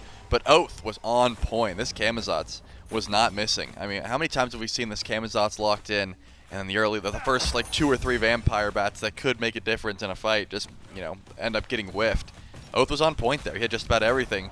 The reason Cyno gets so poked out and can't even defend Baskin's blue buff is because he traded way too much damage as he was rotating into that fight, just up against Oathhh, and then of course onto Ducky as well. But Oathhh did lose the beads during that scrap. Remember, he got feared underneath the tower. Baskin made sure to get some good damage onto him, so Camazotz could be in some trouble. I'm just thinking about how much follow-up is really here for Windfire Wheels. And I'm going to be honest with you, J-Mac, I'm not seeing that big burst damage that's going to be waiting, right? You got a fear from Baskin, sure. But it's not like Paul can just 100-0 you immediately, especially when Camazotz can just go up into the air, right? You're not killing a Camazotz before he gets into bat out of hell. Not with the damage that Paul and Cyno have now. Late game, we're talking about a different story, but I don't think just losing Oathh's beads is enough to try and kill him off of an ultimate. It's mostly a CC chain that waits, at least for the early portion of the game, off that immediate Windfire Wheels. NeilMah wrapping around, gets a little bit of chain damage towards CycloneSpin. Desert's Fury from VaporishCoast. Cyclone's low, just and he gets still into beats the wall in time. He still beats. I was going to say just beats dash. He held it for so long, and then he beats anyways. Beats like the last tick of chain damage to jump into the wall. Oh, but here he comes. And now going right back in. Well, VaporishCoast already used most of his mana, so not going to try and go for a turn and burn. And Aurora not going to land the pluck he was looking for towards NeilMah. So CycloneSpin lives, but now beadsless for 2.5 minutes. But still some And ultless. Still some pressure for the Styx Ferrymen to maybe try and walk up to this purple buff. Or at least Aror did. Walked up to scout, drop a ward up there, maybe see if Oathhh was on the way over. Yeah, I mean, NeilMah now is a pretty easy engage. All he has to do, well, I guess it's not that easy because you either chain first and then ult so that Cyclone can't hide in the wall, but then if you do that, you don't have the chain for after the pull, or ult first and try and hit the chain after, but you know that Cyclone's just going to be able to hide in the wall and not get pulled anyways. So that's the reason Cyclone wasn't too afraid to beats there. Definitely wanted to hold on to it if possible, but it's not going to be the end of the world. There's still just so much safety that this Chernobog pick has to offer. NeilMah's going to have to be on point with those chains if he wants to even attempt to find a kill on a Cyclone. But the junglers rotate over. Oathhh tries to get involved. Not going to be too much action. I haven't seen Aror go for an aggressive pluck yet, from what it seems, and I think that's more so just because NeilMah's been pretty on point with hitting these chains and just being a tanky menace. Starting the Sovereignty, this is something that I was wondering if it was going to catch on. The Sov is just, I would argue, one of the best early defense items you can get. You don't have to stack it. HP 5 is much more valuable than MP 5. Physical protections is just worth more this early on. And it looks like NeilMah recognizes that as well. He's going to get the extra damage because of the aura passive, and then just be a tanky menace over in this duo lane. So not too worried about a pluck from Aror, even if it did come through.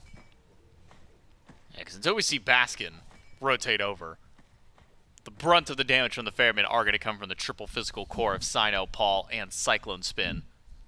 So NeilMah might just be fine for a little while. Aror still wanting to see if maybe he could go for any kind of pluck, but it just doesn't seem like he's interested in the pluck at this point. Just tries to go for the walk. I think the only aggressive pluck we've seen, well, just now, but CycloneSpin, he just misses out on the timing for the root after. Didn't quite get into the AoE landing point just yet. So that pluck doesn't get any value this time. No beads or anything else burned immediately. And with Oathhh rotating over, now knowing that Aror is a bit more willing to get aggressive, could see this Camazotz or even this Naja start to make a play. NeilMah hit back by the tailwind, comes up for the ultimate, but Cyno turns over immediately to Oathhh. I don't think he was expecting that one, but on landing, there's just not enough follow-up for Oathhh. He's able to jump right out. Even the ult from Auror's not enough. The Eldritch Hounds, they're not scared about anything that just happened. In fact, they're going to turn it right back to Aror. One more chain tick, and it's NeilMah for first blood. CycloneSpin flies in, a rotation from Paul and BennyQ. It looks like Neil's next on the chopping block, but that's all the Ferrymen can go for. They're not going to dive that tower any longer. It's funny because Cyno was on a ward that whole time. In Cyno said he was the one setting up the ambush, right? But Oathhh wraps the whole way around. NeilMah hits the clutch chains, which, of course, were able to finish off that kill and grab the first blood onto Aror. But as an Ares, if you're going to overcommit that hard and a rotation comes through from just about the entirety of the Styx Ferrymen, it's pretty difficult to get out of trouble. Cyno wants to invade this purple buff coast. Was able to steal away a Gold Fury last game with the Impale, but cannot confirm his own purple buff. He's going to lose that one thanks to the rotation in from Cyno. That's just going to put CycloneSpin in an even better spot than he already was and able to pick up that kill and deny the purple buff from VaporishCoast. So now, for the Eldritch Hounds, going in now 1-for-1 trade. NeilMah getting the first blood, then trading it back over to Aror immediately afterwards. Does still manage somehow for the Styx Ferrymen to be in that 1,000 gold lead. If we take a look at the net worth, we can see a good chunk of that is coming from that right side of the map. Baskin diff. About 600-700 gold up, so accounting for about half of it, at least for the Styx Ferrymen. But other than that, I mean, we've just been seeing 500 Cyno constantly rotate Cyclone over. as well, yeah. These shield buffs have just been going Styx Ferrymen for most of these portions. Aror trying to steal this one away, but not able to do so. Impale from Coast pushes him away, while the chains in the fire from NeilMah still chip away at his health. Yep, that's going to be it for now. We're seeing an immediate switch up right now that there are more mages in play. That breastplate meta we just established last game is not quite the reality that is being lived out currently. Of course, BennyQ has to go into it, or wants to go into it in this case. He recognizes the double assassin core that will be diving him. He's a little bit worried. And with the Conduit gem, you do have a little bit more burst damage. It's different than the Sands of Time in that it's going to help you out with your DPS, so you can sort of afford to go into some more cooldown as opposed to like a stacking item in that slot. Gets plugged back, but without any follow-up, I don't imagine there's too much kill potential towards this Ares. But Cyno is lurking in the jungle. I was wondering if he would head over, but doesn't have any blink to close gap and walked over a ward on the way. If anything, BennyQ might be able to find a stun if he steps up too far. BennyQ's level 13 right now. Highest farm on the map for anybody. Cyno rotating in. Wanted to try and get a sash onto BennyQ or Oathhh, but just a little too far out of range this time. Aurora gets impaled against the wall once more. NeilMah goes up for the ultimate, but there's ultimates available for both of the dual lane with Cyno nearby. This could just be a kill onto NeilMah. Cyno keeps Coast out, and NeilMah will have to sacrifice his life to make sure that Coast will be just fine. Kill for CycloneSpin and number 2 for the Ferrymen. Yep, smart call. I mean, they were able to find the ultimate off of VaporishCoast because Cyno said, hey, that kill's free, right? Ares is not going to make it out. Aurora can just sort of stall him while we try and attempt to go for the kill on Anhur. Once Coast jumps and immunes that stun, you go back. You double back and confirm the kill onto NeilMah, and you give it over to CycloneSpin. This Chernobog has been a monster on the map so far using that ultimate. Not so much for global rotations, but just to chase down and reset cooldowns, which is still a very valuable way to use that ultimate. The beacon spawning in here shortly, though. You said it, BennyQ still top farm on the map. He's going to go back to base with a little bit of gold in hand before the beacon spawns in. But Paul doesn't have blink, right? He ends up going in for the beads and the Aegis, trying to be a little bit more safe on this Pele. So it's not quite as easy to close gap and just force out relics, right? You have to hope that Cyno and Baskin will be able to do that, and you sort of use your volcanic lightning to chase down some of these kills. See if there's even going to be a scrap towards the beacon as Cyno takes a 1v1 versus Oathhh, who has beads, should be able to beads it out. Doesn't use Bat Out of Hell, doesn't feel it necessary, and Cyno's going to take that trade. It wouldn't be Cyno if he didn't do something a little strange. Immediately as soon as that sash comes down, I looked over at the build because it's a Runeforged Hammer. Second item for Cyno. Decent bit of power that comes from it. Aurora actually stopped out of his pluck, but Baskin has shown up. Gets a double silence. Keeps BennyQ and NeilMah from stepping up to this beacon. This one should go over to the Styx Ferrymen with not much contest. Yeah, me and Frog were actually talking yesterday about, you know, the Runeforge builds that have been coming from solo, because along with Breastplate, Runeforge got some very potent upgrades. When we did see the glyph build, it was always the fire one, but the blue one is actually kind of insane now with the extra damage you get from, we'll have to see if he even upgrades it, right? But the extra damage you get from the Serqet, but also the extra damage that you won't take, you actually gain some extra mitigations, and that's terrible. So ends up being pretty impactful, especially for a pick like Naja, where you have so much CC that you're going to be collecting on and sort of waiting for your team to follow up on. I would be surprised if we saw Cyno upgrade this glyph pretty early as well. Well, Ducky's been sitting on a lot of gold for a while. So what does he do? He goes back to base and immediately buys a full Breastplate Determination. Again, a near 3K investment from the solo laner, but gets Ducky a little bit of physical defense to go along with these Manticore spikes. So still lacking a little bit of the dedicated magic defense to maybe deal with what Baskin and Aurora could be capable of come late game. Mostly what Baskin's going to be able to do damage-wise, but now has something to answer back when we do see that rotation from Ducky. Because remember, it wasn't until Ducky started rotating that we saw the Eldritch Hounds have a bit more fight back in them. Might not be doing as much damage, but maybe now doing a little bit more, having those Manticore spikes along with the Breastplate. Yeah, and it's just a smart call. Whenever you're up against a magical laner and a physical jungler, you don't want to go into one defense or the other. HP is going to work out either way. Looks like a bit of a rotation over to the purple buff, all the while Aurora is attempting to bully out VaporishCoast, but NeilMah and Oathhh has something different on their mind. Actually, Cyclone's going to ult this one because he sees Cyno's on the way. That's right in. BennyQ's too far away for this one. The purple buff does manage to get stolen away here. NeilMah pulls back Aurora as Oathhh forces the Bat Out of Hell. He'll be able to swoop back out to safety while NeilMah is going to get accosted once again. Has to die for the rest of the team to get out of this one. Oathhh lives, Coast lives, and BennyQ nowhere to be found in the fight. Yeah, BennyQ backs up. Doesn't really seem that he wants to go in for a steal of 10, which I think is a smart call. CycloneSpin shredding through this gold fear. This should be confirmed relatively easy here for the Styx Ferrymen. You gotta watch out if you're going in for these purple buffs. Sure, it's a great call to invade, but you don't want to overcommit, especially when Paul can rotate over so quickly. It just becomes a point where, again, as an Ares, you either all-in commit or you have to back up, and there wasn't enough damage to all-in commit there. So NeilMah gets left by his lonesome, and the Styx Ferrymen end up making out a lot better than you would have thought off a purple buff invade like that. And it's been bugging me, J-Mac. I used the wrong terminology. You don't get mitigations, but you make the enemies do less damage. So I just wanted to be kept honest there.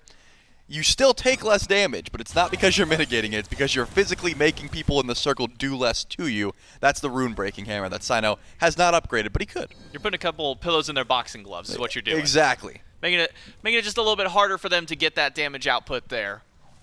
So, for the Styx Ferrymen, we'll keep eyes on Cyno to see if he does end up upgrading that Rune Forge, and if he does, which one we end up seeing picked up from him, whether it be the blue one or Rune Breaking or Flame Forged, I believe, is the Flame second Forged one. is such a cool They're name. both cool. Yeah, Flame Forged Hammer or Rune Breaking Hammer. Both of those are tough. I'd be down to go into battle with any of them.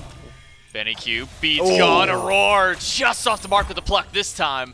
A couple of chains from NeilMah, get some damage in return, but BennyQ now down without beads for 160 seconds. Means that it's not a great option for him to step up to this Pyromancer. It's already down to half HP. The Styx Ferrymen, a much stronger pacing this time. On desk, they called it a win more draft, hit the ground running. And as long as you're winning, you just keep on going. That's exactly what the Styx Ferrymen are doing so far. Yep, they step up. Any objective gets burned down pretty much instantly, as long as they're able to poke out, in this case, BennyQ, who has the range damage, the range steal potential.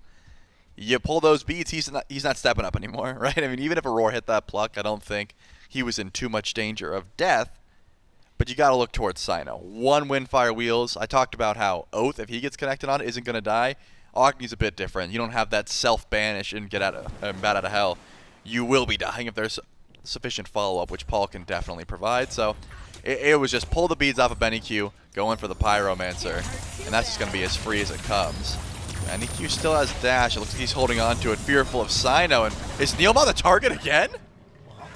If NeilMah was the target, it wasn't the greatest one. Didn't take a whole lot of damage, but Aror did return some fire right back to BennyQ. Half HP on the Agni. Paul used his ultimate on Neil, and it just kind of tickled Neil. The Sovereignty and the Gauntlet of Thebes already starting to stack up. You see how little damage Paul does without a whole lot of pen online. Only has a little bit from the Jotuns and the Crusher at this point. But it does give the Ferrymen just enough advantage to once again step up to Beacon. Another stack of that Beacon passive. Now going to be going over to the Ferrymen's team, so a little more damage. And still some of that ever-important structure damage as well. But now for Cyno.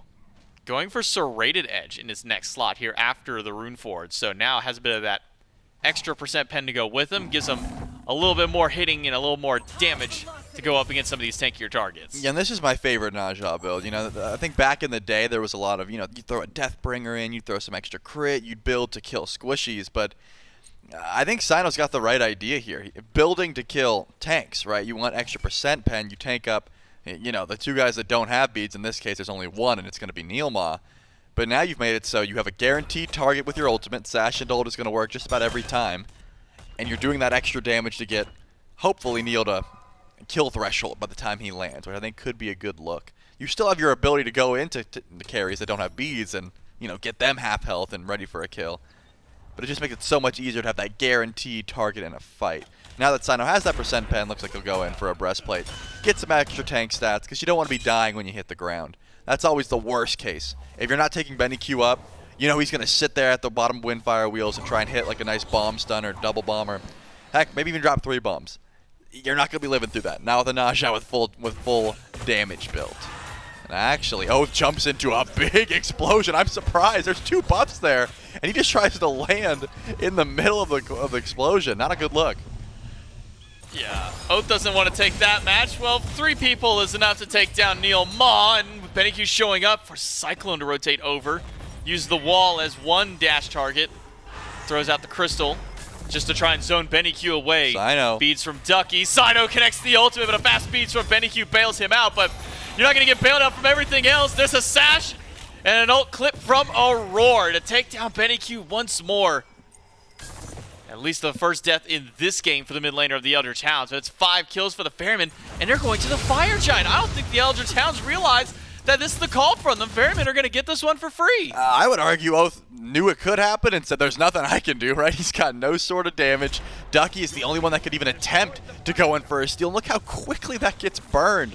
thanks to that execution that Cyclone picked up and all the physical damage on the side of the Styx Ferrymen, at the very least, Coast was able to grab a tier 2 tower. It doesn't seem like there's anyone rotating over to stop him from lazy backing, so he gets back for free. Either way, beautiful fight from the Styx Ferrymen. That all starts from Baskin just absolutely chunking Oathhh off of just a buff confirm, right? You don't want to group up with minions when Hades is around. Cyno gets a beautiful rotation in, pulls the beads off of BennyQ, and still finds that kill. But Oathhh steps forward aggressively. The Eldritch Hounds recognize that, hey, Paul's on the left side of the map. Maybe we can find a bit of a fight before this Pele groups up. Well, BennyQ, watch out. You don't have... Wait, did Thor just... He plucked the buff. Cyno goes down. VaporishCoast and Oathhh are able to catch him out. A dunk in by Ducky. Only finds Aror. Instead, we'll just turn his sights over towards the carry. Gets the wall towards CycloneSpin. Keep him zoned away, but strange positioning from Cyno costs him his life. Not the end of the world, but definitely slows down the Ferryman. I mean, you said it right. They recognize Paul's on the left side of the map, so the Eldritch Hound said, okay, there's nothing to be afraid of. Auror's walking up and stealing red buffs, which is great. But Cyno, as I said before, is not tanky, right? He's just now building into that breastplate. Auror can make plays like that because he's got the tank stats to back it up. Cyno, after ulting out defensively and using Aegis, still ends up dying there. I mean, it's not a good positioning choice because the Styx Ferrymen have this buff. They've got FG. They should be grouped. Does it look like they're grouped? Not particularly. Cyclone's on the left side of the map by himself. Cyno's farming up a speed buff. Slow but steady push. At the very least, Oni Fury should be guaranteed here for the Styx Ferrymen. Cyclone and Baskin start this one up, and well, they've got plenty of damage to deal with that, especially because you got Polynomicon online for Baskin. This Oni Fury does not stand a chance. The Eldritch Hounds recognize that there's not much they could do even if they knew that this was happening. The Fury goes down to the Ferrymen. That's their second one of the game, as well as 2 Pyromancers and a Fire Giant. So objectives have all been in the hands of the Styx Ferrymen. Ducky's going to try and split push a little with these Oni Fire minions, or these Oni minions, I should just say, pushing up on the right side. Make sure to clear those ones out. And keep Cyno busy more than anything, because the rest of the Ferrymen are already pushing up the left-hand side. It's everybody except for Cyno to deal with tier 2 tower. Yeah, because Aurora's a higher level than Cyno. He just ticked over to 19. Cyno's behind the support at this point. Cyno's like, guys, do you mind if I just farm? Like, NeilMah's level 13. 6 levels? Yeah, NeilMah's level 13. Hasn't even stacked up Gauntlet of Thebes. That's he doesn't even have an aura item yet in that slot. Because Aurora's just a farming machine. We see him walk up and steal buffs. That's insane for your support to be out farming your jungle. Like, that's wild. Cyno needs to just AFK for a bit, and Neil, he just wants a crumb of anything. He's like, bro, can I get the scraps? Like, can I just, like, leech the minis off your red buff, please? I need my Gauntlet of Thebes stacked, man. We're 23 minutes in. He only needs one more. He just needs one more, and he'll be good. He's like, please, someone kill something near me. Okay, he's good. He's got it. He stood by Coast. He said, thanks, bro. I got my Gauntlet of Thebes. I got my next aura online. We're good to go. Unfortunately for NeilMah, he has been the target for the Styx Ferrymen. 3-4 people diving in on this Ares, and everybody except for Aror has gone beads. Oathhh jumps away to get away from some of this damage. BennyQ's got decent return fire with these bombs, but man, this is still a really, really healthy squad for the Styx Ferrymen. Only Paul losing out on some of his HP, but with Pele passive eventually kicking in, as well as Soul Eater online, Paul should be able to sustain up no problem. Yeah, Paul get full HP. Titans have been unleashed, though. Do the Styx Ferrymen want to fight near this tier 2 tower and have to deal with the Titan at the same time with no Fire Giant buff? That's something to keep in mind. That buff wore off. The Styx Ferrymen are just here to deal with the Titan and see if they can pull beads in the process. As you said, all beads are available except for NeilMah, who doesn't have them. But he did stack up that Gauntlet of Thebes. Does look a little bit tankier, and that's his shell online if it needs to happen. This tier 2 tower should be free, though. Actually, Aror goes to the backline, misses a block, but it looks like they're stepping forward anyways. Good turn and burn to Aror, puts him down to a 3rd HP. As soon as he pops out of the waters, though. Gets a nice shield from his Pridwin. With tier 2 tower down, the Styx Ferrymen will move back. Got a Fire Giant spawning up shortly. And all advantage in the world right now for the Ferrymen. 9,000 nearly. in the lead as far as gold is concerned. 10k XP, not as relevant now. The only real difference is still that 6 levels between the Eldritch Hounds support. NeilMah can't even get a starter yet. That's the level of difference that comes in this next team fight, is not just the fact that Aror has more items, but he's also got a fully upgraded starter compared to Neil. Yeah, I noticed this a bit ago, but I didn't bring it up. Aror has Aegis, and I'm wondering if that was like, you know, usually you see when supports get Aegis, it's because they're up against an Execute, right? Something that is just going to be massive burst damage. I don't see too much burst damage on the side of the Eldritch Hounds that Auror's ever going to want to Aegis. You'd think like a Sprint would be more impactful against a Horrific, a Blink, a Sunder. There's so many different options he could have went for. And Aror hasn't been in too many bad spots. Even when he's missed plucks, I haven't seen too much damage collapse onto him. And as far as I've seen, he hasn't even used it. So we'll have to see if there's some bigger play there. Cyno steps up way too far once again for a ward. Doesn't end up ulting defensively though, and here comes the engage. Where's Ducky's ultimate going to land? It's off to the side. He doesn't stun anybody with that. Instead, he turns back towards Paul, but Paul's already half HP. Cyno goes in, he grabs BennyQ, and then takes one up to the sky on landing. It'll be an extra death. Ducky down. That kill goes over to Paul, and the Styx Ferrymen are keeping Oathhh out of this fight entirely. He and NeilMah, the last 2 alive, all 5 for the Ferrymen push forward. Another 40 seconds without any sort of backup. NeilMah does not have any damage to help out. It's all going to be on Oathhh to try and keep this Titan alive, and Paul still has ultimate. They're going to get slow. They've got plenty of healing here. Baskin can take his time, and Aror finds the pluck immediately. Oh, the pluck. NeilMah, he's dead as soon as he lands. Oathhh jumps back to the fountain, but he's going to have to give this one up with no AoE damage, no ultimate. It's the Styx Ferrymen who come back and take game 2. I mean, yeah, this composition, single target CC, easy pick-based comp. It was find the Ares early game, look for a pick, and because of that, Neil didn't get to upgrade his starter. I mean, we end that game with him with 3 total items. Very difficult to try and engage, and when you have no sort of engage, where's your fight startup? You know, if you have a jungler that's got crazy CC, maybe it's a little bit different, but Oathhh's on Camazotz. He's not going to start up your fight. Ducky was Thor. We didn't see too many Anvil of Dawns aggressively. They were more so in response to the aggression the Ferrymen had. Just didn't seem like this comp ever really had any legs under it. Now, the other Hounds kind of just started falling apart. I mean, it was a great start for the Hounds. They get first blood on NeilMah, immediately then return as soon as he goes down after getting the kill onto Aror. But after that, we never really saw a whole lot of coordination from the other Hounds. No. I think that was the biggest difference maker. As Styx Ferrymen, they went at the plan. They said, I pluck somebody, they die. I sass somebody, that gets beads. We come back and do it again. Let's see. The other Hounds can bounce themselves back. The Styx Ferrymen command game number 2. We'll jump into game number 3 coming up after this.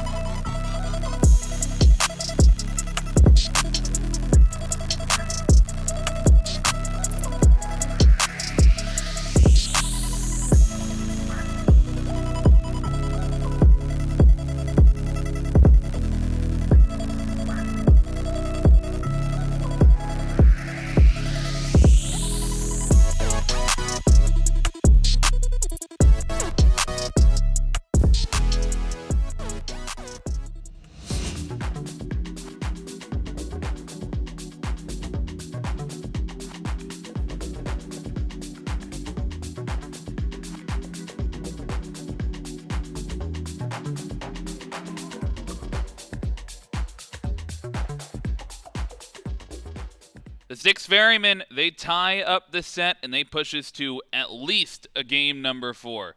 You still got Frog, you still got Mifflin. You got the Styx Ferrymen fighting back. And, I mean, we talked about it a little bit, a win-more draft. Certainly, we didn't see them run away with it. There was no 5K gold lead at 10 minutes or anything, but felt like they had the confidence of a 5K gold lead at 10 minutes. Yeah, they were really death-balling around the map. Seemed to me that the Hounds weren't necessarily respecting the rotations as much. By the time the Styx Ferrymen decided, okay, we are at our power point, let's go ahead, group up as 4 or 5, start playing around these objectives, see if we can look for some invades. The Hounds did not have the proper level of response. So even though the gold lead was not massive, because of the speed of play that the Styx Ferrymen were bringing in their grouping, it felt a little bit bigger than it really was. And then from there, able to find a little bit of control, find a few too many picks throughout that mid-game, transition it very well into a significant enough lead that they can come out ahead in some of those later game team fights. Seemed to me the Eldritch Hounds were trying, though, to find a little bit more passivity throughout the early game. Something we had talked about on the desk is how are they going to approach this one. It felt like off-rip based off composition, maybe the Hounds would want to play pressure. Then seeing what the Styx Ferrymen had got for themselves, had strayed away from that strategy, and I can't really blame them considering just how much pressure the Ferrymen had. It is worth noting, though, Aror on this strange Sobek pick, something we haven't seen really at all this year, does actually dominate. How many of those plucks were just resulting in kills? How many times was the chase down just there because he's lurking in the waters, finding that AoE slow? Maybe that strangeness of selection catch the Hounds off guard a bit. Yeah, and this atypical, maybe not atypical for the meta, but atypical for NeilMah, this Ares pick, he struggled a lot on it. He ended, I believe, at level 14. That's going to be happening sometimes. At the end of the game, I think it was about 30 minutes, he wasn't even able to upgrade his starter. Really was a focus of that engage, because as Ares, you kind of have to be in first. And if you are constantly losing fight after fight, he was the fodder of the team fight. Just felt unable to get a lot of the done, get anything done, make the space that he was trying to create. Wasn't able to do so. Yeah, Ares is a god that is feast or famine wholly. Either he's dominating the game and his chains are 100 zeroing carries, and it feels like Ares is the most unbeatable character that's ever graced the battleground of the gods, or sometimes you get picked up by pluck and you die before you touch the ground. And unfortunately for NeilMah, he got hit by the latter 5 times. Yep. Yeah, couple times. NeilMah struggling in that one. Maybe looking for a different pick. Maybe we'll try to switch up the pick order. We'll note, Eldritch Hounds, they lose that game. They get to pick whether they want first pick or second pick. They've chosen second pick. So they are going to look towards the picks and mans here for game number 3 to see how they want to adapt into it. But I mean, one of my first thoughts, you mentioned it, deathballing around the map, unable to match the rotations. There's a lot of that can be coming from Chernobog, and I'm not sure that they give back the Chernobog first pick. Yeah, Chernobog has been valued by literally everyone in the SPL, so I think the Ferrymen, given the opportunity, will go ahead and grab that immediately once more. That's not to say that the Hounds or other SPL teams haven't devised answers to Chernobog, and the answer to Chernobog generally is the exact same answer to every global presence laner: play in their lane. Yeah, you could jump out of your shadow or go across the map, but it's only a numbers advantage if we aren't already fighting on top of you. So focusing Chernobog, perhaps the answer the Eldritch Hounds will try and devise here. With that said, though, the difference being when you have like Athena in mid or Athena in solo and the answer's camp there, well, she's kind of weak on her own. Chernobog never exactly weak. We sure we're running the right one? Going back to the Ares. Okay, all right. Through the first pick of the Ferrymen, this was a salty run back. It's the exact same bands, exact same first pick for the Styx Ferrymen. They choose the one of the same top 2 for the Eldritch Hounds. They grab that Ares again. A little bit questionable for me, but you know, nothing wrong with confidence. Nothing wrong with owning that you had a bad game. You can take it to them in this game 3. But they grab the Hades. They don't want the Styx Ferrymen to have it. BennyQ looked great on it in mid in game number 1. Still want to hold on to that flexibility. That forces the Ferrymen into something a little bit different. Pele's still on the board. They opt not to go to that. They go to a standard mid lane mage. And they go to the Hercules, likely for solo. Likely for solo, but there's something about where Morgan Le Fay was selected that leads me to believe, and it could be untrue, but leads me to believe that it's not going mid. Something about it. You think it's Cyno? I think it might be. Oh. I really do think it might be Cyno out of the jungle. It feels like to me Paul would really like to hold on to his pick. So often likes grabbing something a little bit later on in the draft. Cyno, I think, could be using this as a smoke screen, but at the end of the day, we'll have to figure out once we see all 5 selected. Regardless, it is still a relatively strong pick. Good poke no matter where it lands. Unreactable melee range CC, so if you're worried about instant blink fear, Dragonflight can stop it, or instant blink into chains, you can use Dragonflight there too. But there's something about it, Frog. There is something about it. And sometimes you just get that feeling. When Cyno's in the game, anything can I hate that he's mental stacked me so hard that I gotta think about it so much more. Every single pick that gets locked in when Cyno's on your team keeps you guessing. And if we're guessing on the desk, they're guessing in the booth as well, right? So there's something to it. There really is. An enigma, Cyno, trying to keep him guessing. Bans come through, second phase. How am I supposed to know the machinations of his mind? How would anybody? Well, the Eldritch Hounds, they aren't convinced. They take away 2 of Cyno's picks in the bans. They don't want to face up against Danaja or the Erlang Shen. Styx Ferrymen, they're sticking true to their bans from game number 2. Taking away the Morgan, taking away the Rama. Anhur on the board, VaporishCoast decides not to go back to the pressure pick. Instead, opts into the Jing Wei. A little bit more safety over there in that duo lane. Styx Ferrymen, these final 2 selections. This is going to round out the draft and make a decision maker. And I got to tell you, with that Guan Yu lock in, well, okay. Right. It's a lot of warriors. Right. So it was weird, but for different reasons. All right, I'm with it. Morgan Le Fay mid, Bellona jungle, Guan support, because Aurora's been preaching Guan support and how strong he is. Yep. Make sure you tune into youtube.com/SMITEPro. Our boy Trelly Relly, I call him Tony because we're friends. He did a tier list with Aurora, and he had insisted upon putting Guan Yu pretty high up on the support tier list. So I think very likely it's going there. Very likely indeed. Styx Ferrymen holding on to their own style of meta. One that they were not able to make work in game number 1, but Cyno goes back to the Bellona jungle. The Eldritch Hounds, they think that they have an answer. Looking at this composition, I think it's likely that Hades ends up back in the mid lane. Ducky may be back on the Thor. Cyno, nope. Oathhh going to the Serqet as the last pick for the Hounds. Yeah, I don't know how I feel really about the Serqet pick. Come late game, she's going to really be only good at killing Chernobog and Morgan Le Fay.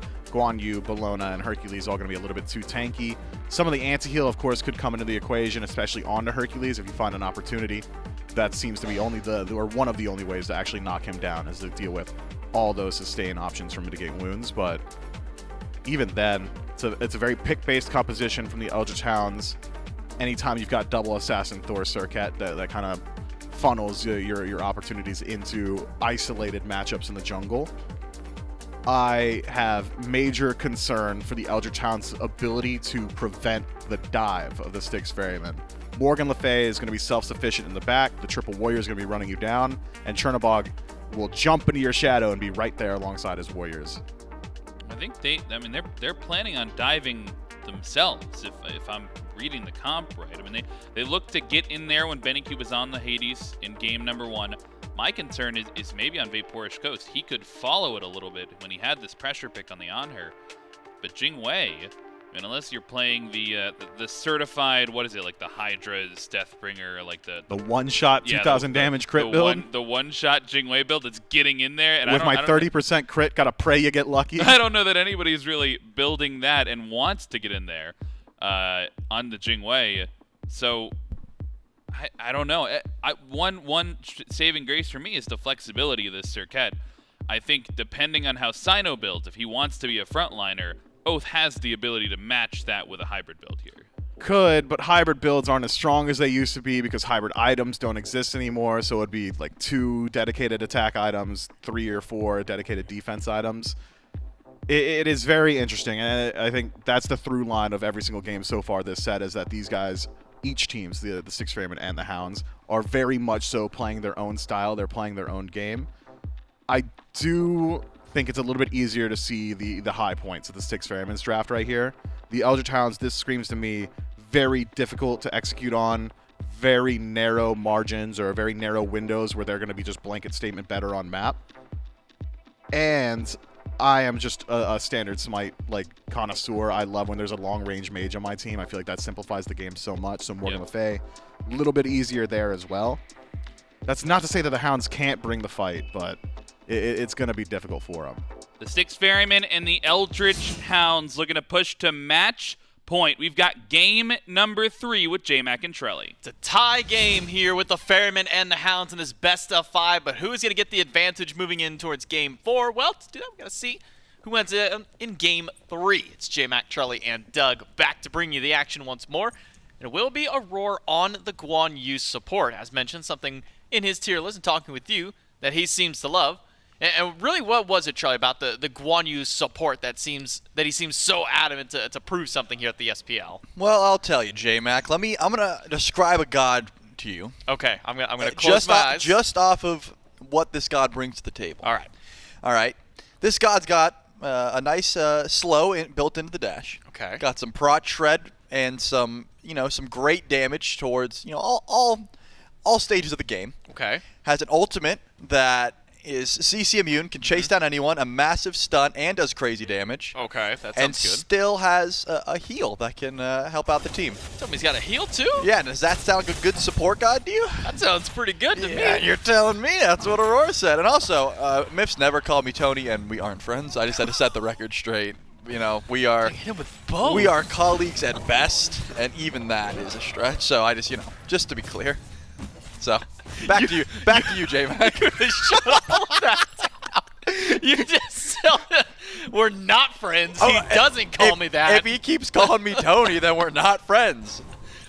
I'm trying to remember where that started. My name is Anthony. He said, "Oh, so for short, it's Tony," and I said, "No, it's not." I think that conversation even started just because of the Kaiju Sobek skin. Yep, I think you are did correct. That, and then, Aurora technically started it. You are right. And now Aurora's in this game. Man, Aurora's causing everything. I hope it gets first blood. All right, jokes aside, that was a lot of damage in mid. That was a ton of damage that went there. BennyQ once more piloting the Hades. Oh, well, all the damage is now healed back up. Thanks being Hades. With some lifesteal, not just Vampiric Shroud, but also Tier 1 Tiny Trinket. Means that BennyQ has nothing to really worry about. Also, I want to dive in towards this Serqet pick a little bit. Hasn't been drafted very much as of recent. Yep. Was a time where she was kind of the go-to assassin, even just earlier this year. The build path on her was always something that was kind of brought into question. Conversational, more than anything. So I'm wondering where Oathhh goes with a pick like this. Is it you build damage first and start going defense? You kind of go that mix half and half. Yeah, and in my opinion, the Serqet was really good for a bit until some of these hybrid items started coming back into the meta, and Serqet, the way that we have changed her kit, makes it so your full damage is really solid, but you need to be able to 100-0 someone late game or build some tank stats. And the more tank stats you build, the less your one-shot capability, or the more your one-shot capability goes away. BennyQ wants to get a heal. Does he even get it off in time? Yes, but surely Cyno's got the damage to put him down here. Ends up getting the first blood. Unfortunate, man. These Hades players, they like to rely heavily on the heal, but sometimes it can get interrupted just like that. Paul with the Dragonflight makes sure the heal doesn't come down.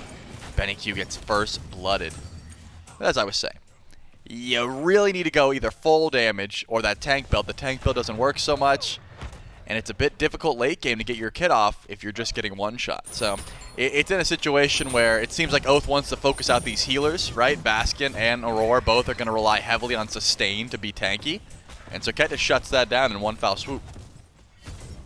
You think at any point in this game, Ducky's just going, man, I wish I was on any god except for Thor right now, because he doesn't get to get pressure in lane on the wave. Right. He's now losing a blue buff to a Hercules. Is there at some point where you're Ducking and saying, man, hey Oathhh, you kind of did have you did all right on the Thor earlier. Maybe you just take this god back so I don't have to play it, maybe a fourth game in a row. Maybe it depends on the performance Ducky has this one if we see it go back to him once more. And that's the thing. Ducky can always say, guys, I'm not feeling the Thor anymore, right? He has that option. He doesn't care about the lane pressure. I would say the second that he put, a solid 800 gold into both relics up against Baskin, as well as a chalice, as well as upgrading his breastplate, he doesn't care about the lane pressure. He wants to teleport out and make impactful ultimates for his team. And I think that is how you have to play Thor solo. It is very rare that you're just winning lane off of, double tap, hammer, repeat. It is not rare, however, if you make a clutch teleport behind enemy lines and get an Anvil of Dawn into a squishy character, where you're able to change the tides of a fight, which is exactly what Thor can provide, if given just a little bit of farm and a little bit of space. And honestly, I haven't seen Cyno gank Ducky at all. Like, there was a little bit of a scrap towards the second blue buff spawn last game. Besides that, Ducky's been largely uncontested. It's just been Baskin getting free farm, which sometimes works out, sometimes doesn't, but Ducky's not too worried about that. You see left side mid Harpies go over to the Eldritch Hounds. Paul will rotate to the right side, deal with those himself. NeilMah back on the Ares once more, gets the ultimate chained up to two people, but both of them have ways to escape it. Cyclone dashes into a wall, and Aror jumps onto the cavalry. But now with Oathhh nearby, a teleport or a blink in will grab Aror. Knockup is good. Taught right back, and Oathhh will grab the first kill now for the Eldritch Hounds. CycloneSpin has to sit back and watch this support falls down, and even had to use his own ultimate defensively. And this is what I'm talking about. All of Auror's safety options there relied on heals. Wasn't able to pop his heal, was not able to pop meditation. it just gets blown up because of that anti-heal coming from Oathhh, and unfortunately there was no ward coverage. If there was a ward, maybe Aror is able to juke out at that or stay underneath tower. It doesn't end up happening. So that's just a good call from Oathhh, and well played by NeilMah to pull the ultimate immediately. Oathhh taking a 1v1 versus Cyno with no ultimate doesn't seem like the smartest call. In fact, Cyno's got more eyes on the blue buff. We talked about how Ducky isn't having a good time. He's got one up for the ultimate, though, trying to look for Cyno, I would assume. But he's around Ely. He just jumped right over it. He said, that's a really cool ultimate, Ducky. Too bad it just put you in the middle of everybody. Half health on the Thor. Double tap doesn't connect to Cyno, and Ducky has to use the wall to try and bail himself out, but Baskin picks him right back up. And it's Cyno with the second kill of the game for his team. I mean, we saw that in game number 1, where Baskin was about to solo Ducky, but couldn't quite time the driving strike for the hammer. Does not make the same mistake twice. Cancels it out, and Ducky ends up going down. Props to Cyno as well for the shell that he just popped just in case any more damage came in. NeilMah's here, and Oath's ultimate is back up, trying to push forward, trying to pull this ultimate. If he does grab Cyno, he is falling down, but lucky Cyno's fast. Was not able to get caught there. Now NeilMah's in some trouble. Without help from the team, he's definitely dead. Yeah, 3 people here. He'll use ultimate, and only one of them will get pulled back. Wall from Ducky, almost enough to save him, but when there's still 4 people chasing out, NeilMah, not the fastest on this Ares, gets dropped down. Styx Ferrymen now with 3 kills. I mean, all of that to try and grab Cyno with that ultimate. Paul forcing the beats. Remember, he already ulted, and yeah, he doesn't have anything to get out of Pillars of Agni. A well-timed fear maybe gets him out, but he doesn't have it. BennyQ gets the 1v2 solo kill. That beats from Paul was questionable. Gets away from one bit of CC, but BennyQ, as highlighted there, perfectly waits out the CC immunity, grabs him inside of the Pillar of Agony, and nowhere left for Paul to go. Beats down, ult down, and not enough damage, and, well, really no sustaining kit to keep himself alive. So great kill for BennyQ to slow down the momentum of the Eldritch Hounds. Put a second kill on the board for his team. One finally for him here in this 3rd game. At 7 minutes in, this is legitimately the most action that we have seen in the early game in this entire set. Game 1, we were, what, 9-10 minutes before we saw a kill. Last game, didn't get one until about this time frame. That was only one. Oathhh goes in, grabs Aror. Those are the chains of NeilMah. Aror cancels out of ultimate early to get a stun, but he's dead. Cyno wants to go for a kill onto Oathhh. Spin of the bludgeon will do, and the slam hits Coast. Killing spree for Cyno, and Eagles rally in place. NeilMah doesn't have ultimate. He's being slowed down by the damage from Cyclone, but the knockup is there from Coast, and the ult is back for Neil. Pull him right back under tower, but Cyno's going to try and fight this one out, and he still ends up living through him because Cyclone take the tower for him. Gets the disarm to remove the beads from Coast, and Cyno might just be out of this one. Coast doesn't have the chase. I cannot believe that Cyno gets out of that. I mean, Cyclone comes in so clutch there. BennyQ, does he have the Pillars of Agony back up? Yes, but Paul's not in range. Almost found a second solo kill if he was able to find that ultimate. But Cyclone's been tanking up the tower. Ends up being so clutch there. And Paul is in a lot of trouble here. Does get CC'd, and Oathhh picks up the kill. I mean, he wanted to go back in. He wanted to try and get the return solo onto BennyQ. And I guess he knew Aror was there, but the ego play ends up biting him, and Oathhh picks up that second kill. He uses the 3rd of the sigils to try and deal damage to BennyQ. Didn't go for the fear. Instead, it was the little decoy that swings auto attacks at you, which is great for additional pot shot damage, but not when Oathhh was right around the wall. No ward coverage from Paul to spot that one out. So a nice pick up there for Oathhh and BennyQ to take down Paul for a 2nd time this game. And this has been a crazy back and forth beginning of this game. Again, we're at this point in games 1 and 2, we're sitting at either 0 to like 2 kills. Now we're at 9 kills in just as many minutes. Yep, a lot of action throughout the map, and actually Cyno getting the better end of all of it. 4 kills going to this Bellona so far. I'm surprised because VaporishCoast on this Jing way, you know, you think, you pick Ares and you think, okay, we're picking for pressure, right? We're trying to win lane. But maybe you're just matching the Ares with the Jing way because of the lack of pressure that Coast is going to have. Late game, she's going to have crazy shred, going to get some free crits. But, you know, you're more so going just to farm up and not look for too much action. CycloneSpin tends to agree, right? The Chernobog also not the greatest fight. If you catch someone lazy backing and you fly in, you can certainly take that 1v1, but more often than not, It's just an all-out farm battle. BennyQ does go into the pillars there, force out the ultimates from Paul and Aror. That means Oathh's got some good targets in mid lane if he's able to make it here in time. Yeah, but Oathh's still rotating through the jungle on the top right-hand side. Not going to get there in time for anything, but might be able to join the team for this green buff spawning back up. Aror and Paul, no ult. Speeds are up for Paul to get out of one bit of CC, but there's a whole lot of it, and Oathh's going to collapse right back in. Does get the beats from Paul at the end of the day, and now it's Cyno here, tries to help out around green buff. Damage thrown through, the decoy goes over to Oathhh and forces him to jump over the wall. Green buff goes to the Ferryman, now it's Cyclone joining in. It's a collapse back over to NeilMah. Cuts off his path, but BennyQ is going to get a lot of damage right back in. Cyclone dashes into the wall, but has to go up in the sky just in time, but there's a chain connected. He gets out just in time to live. The chain damage isn't enough from NeilMah. Nobody dies in the fight miraculously for both teams. Wow, I cannot believe no one died there. I'm pretty sure Neil ended up ulting nobody and still ends up living despite getting 0 value from that ultimate, besides, I suppose, the CC immunity. CycloneSpin, that tick damage was close as well. All the while, I mean, BennyQ's been able to get so much damage off on this Hades pick, and, you know, we've been highlighting it. Of course, Baskin's up 1,000 gold, as per usual. That's not going to change anytime soon. But it's actually BennyQ is up so much over Paul. Saw it 700 or so. That just seems to continue to be climbing. This Morgan Le Fay doesn't have a second relic yet, sitting at level 11. I mean, and Paul just keeps losing the beads as well. And that's a big deal when you got to worry about Serqet, you got to worry about the Ares, the Hades, and of course the Thor that we haven't seen get active yet. If Ducky makes a clutch rotation in the beads being down, there's certainly follow-up to try and find a kill onto Paul. Yeah, Min's threat on beads for the mid laner of the Ferrymen. Does pick up a Divine Ruin second, and this is something that we didn't see in Game 1 up against the Hades, because there was not a whole lot of anti-heal, didn't go for something like a Brawler's Beat Stick with the Pele. Now here on a more traditional mage, Divine Ruin, a very accessible item for Paul, so he picks that up to deal with the double, we'll call it triple, because it is a Vampiric Shroud, but triple lifesteal that BennyQ's opted for himself. That didn't include any of the remaining sustain that goes throughout the kit as well. So now having an answer there, Cyno needs a hand. Has it with CycloneSpin. Oathhh gets stunned out there, but BennyQ is able to chase down the kill. A dunk in by Ducky, who's finally joined in the team fights on this side, but doesn't get the wall in an optimal spot. Instead, the Eldritch Hounds will only get their 1 kill onto the jungler.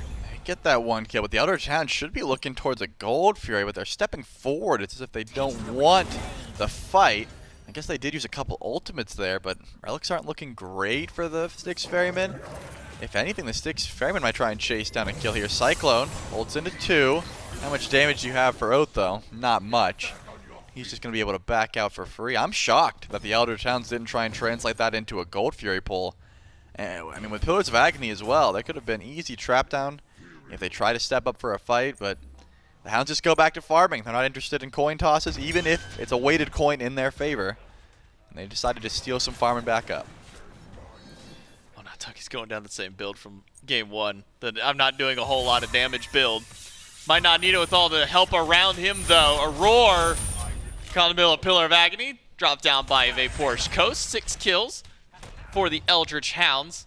I believe that's now the 3rd death for Aror. Evens out the game. 14 gold separating the two teams.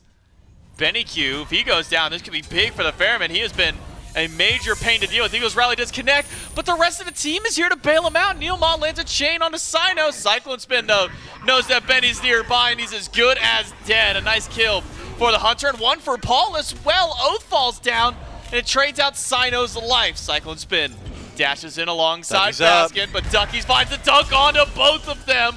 But Baskin's been left alone with Coast. He doesn't have any mana. Neil's got to bail him out with the chain damage. And CycloneSpin with not much HP left beats by Ducky, and the spin gets the kill. He does get the kill. No pull on a Ducky just yet. In fact, it looks like Ducky might be out of here. All he has to do is find the hammer, but Aror is here. The Talu Assault should be able to pick it up. And Ducky, confirming the kill on a CycloneSpin, unfortunately has to trade his life. But all the while, I mean, that's a relatively even trade for both teams, and the Gold Fury still stands tall. So not much comes from that. If anything, it just gives Paul the opportunity to try and catch up to BennyQ. I mean, this Hades still does a ton of damage, but has been proven now. Can fall down. If there's not a full wave that he's fighting in, Benny doesn't have that much sustain. He can't just sustain off of fighting alone. Now the Pyromancer started up. Only Neil here for a steal attempt. Low odds, but Oathhh here as well. Baskin dashes in, immediately hit with a bunch of CC and locked inside Pillar of Agni. Chain is holding on, and BennyQ goes in, gets some good damage, but not enough to kill Baskin good yet. peel. Cyno ults just to make sure that Oathhh can't continue his chase and bails out Baskin for the time. Oathhh might not care about Baskin and could just go for some fight against Cyno, but the Eldritch Hounds not able to take away the Pyromancer. That one does go to the Ferrymen. Yeah, love that peel from the ultimate there from Cyno. I don't think it was 100% necessary. The blink from Oathhh was still coming in, but he needed to get in range, right? Oathhh was trying to figure out if he could blink in and hit that taunt. But just to make sure that Baskin gets out, clutch call from Cyno. He's going to end up keeping his solo laner alive. Aror, I saw when he ended up getting picked, it has been Oathhh taunt into chain into death, right? As long as that ultimate is down, as long as there's no cavalry charge for Aror, he's just getting burned through. But he went from the Caduceus Club into, the Gauntlet of Thebes that's not stacked up yet, so he's not quite tanky, right? You need either like a Magi's or a Beads or much, much more tank stats to survive that amount of CC. But Aror hasn't been able to get it online yet. He's just focusing on the heal and the sustain for his squad, which is a bit of an issue. It's the reason he's 1-3 for now, because he hasn't really prioritized those tank stats just yet. Seems to me he's also maybe looking towards going the Fabless hoops with that earring. Taunt does connect the damage, but not the CC, because Aror jumps up onto the cavalry charge once more to immune that one out, but now lacking that in case he ever squares off against NeilMah or potentially BennyQ once more. Level 16 on the Hades, right up to Hootie in that third slot as Cyno dives in deep, but now Cyno's got to use his beads to get out of here. Baskin will walk right into all that there to say thank you very much because BennyQ is low. BennyQ is down. CycloneSpin gets one, but Ducky finds a massive ultimate in the back line, followed up by the ult from NeilMah, pulls in 3, but the damage follow-up after just is not there. Ducky has got a hammer poured away because BennyQ is their damage, and he was down before the fight even began. The Ferryman can go in for the Gold Fury here, who's stepping up to try and go in for a steal. Oathhh has Blink, has Beads, and it looks like the Ferrymen are just baiting. Baskin hits the boulder onto 2 different people. NeilMah is low. Baskin slows down Oathhh by pushing him away, and Coast is forced up into the airstrike. All the way out of the team fight. Ducky, the only somewhat healthy person left alive, but no way for him to steal this one out. The Ferrymen get Gold Fury. Yep, they get their Fury, and they're able to back up and grab the beacon as well. Just spawned in. Should be an easy grouping. Clear up this wave, continue farming. I'm surprised that Cyno ends up living there. I mean, he takes a lot of damage from BennyQ immediately, but Baskin, he is the real tank on this squad. This Hercules, 0-0-5, has been mitigating so much damage, and also the CC has been very impactful. And that's kind of the benefit of this Herc pick. We've been talking about, single target CC pretty much this whole set. Game 1, it was that Athena. That was such easy engage. Game 2, you had so much. But now this Hercules, Baskin just steps forward, finds a pull. It's not like Aror can do it because he's constantly getting his ult forced. So it's all on Baskin and all on Cyno to find that Eagles rally. They've been on point in doing just that. Baskin? Ooh. Throws. Ooh. That was... Who put that there? That was questionable all the while. Baskin... He thought he could squeeze through there. He rolls his hand across the entire keyboard, throws boulder, doesn't really get anything. Can't push forward because there's a wall in his way. So he's just kind of standing there going, well, I guess I'm just here for a little while longer. Still able to clear out the wave, no problem. I think he was saving the Bastion. That's 25 gold, or 75 gold that he wanted to try and keep alive. And look, it's low. All of his abilities that he threw at it made sure Ducky didn't claim that gold. And Ducky didn't get it. Not yet. And he might not ever. If Baskin will lose the game to defend that Bastion as far as I'm concerned. I think that's the new lose lane win game. You are able to keep your Bastions alive as Paul has to watch out. You need to get away from Oathhh. He's got more CC. I don't know that you keep walking at him. Oathhh gets into the jungle to get away from the damage because CycloneSpin is back one more time. Jumps into the shadow of BennyQ and then fires the damage back at Benny with the help of Paul to take down the mid laner of the Eldritch Hounds. And Coast is getting 1v1 by Cyno in the back line. This is not a fight that he wants to take, and certainly not one that Oathhh wanted either. He took so much damage rotating to the right side of the map. I mean, yeah, I love that play from Oathhh, right? You get the ultimate down, but Paul stays very close, and then you see this is the benefit of that Chernobog. CycloneSpin flies in immediately and says, hey, you guys need some extra damage to try and just burn through this Hades. BennyQ dies. We look up and see that Cyno is trying to stop the rotation in from VaporishCoast, who cannot just click a button and fly to the team fight.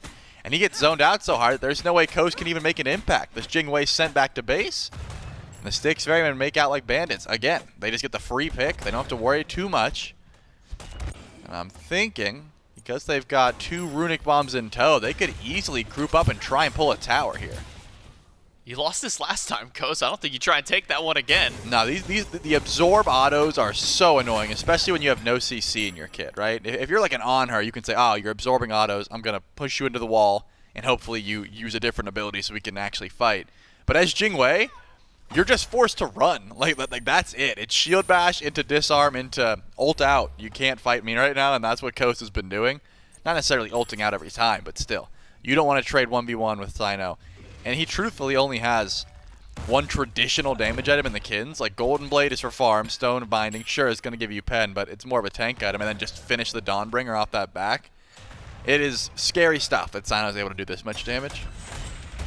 I think it was last year when we saw CycloneSpin piling Bellona ADC for a little bit. 100%. And I remember a post-game interview with Barra where he said, yeah, it's real fun. He plays Bellona, I play Jing Wei. I can't do anything anyway, so I might as well pick a character who just doesn't have to worry about anything. I just run away for the time being and just wait until late game. Late game may not come here for the Eldritch Hounds, though. His Fire Giant started by the Ferryman. 3 here, Paul on the outside of the pit.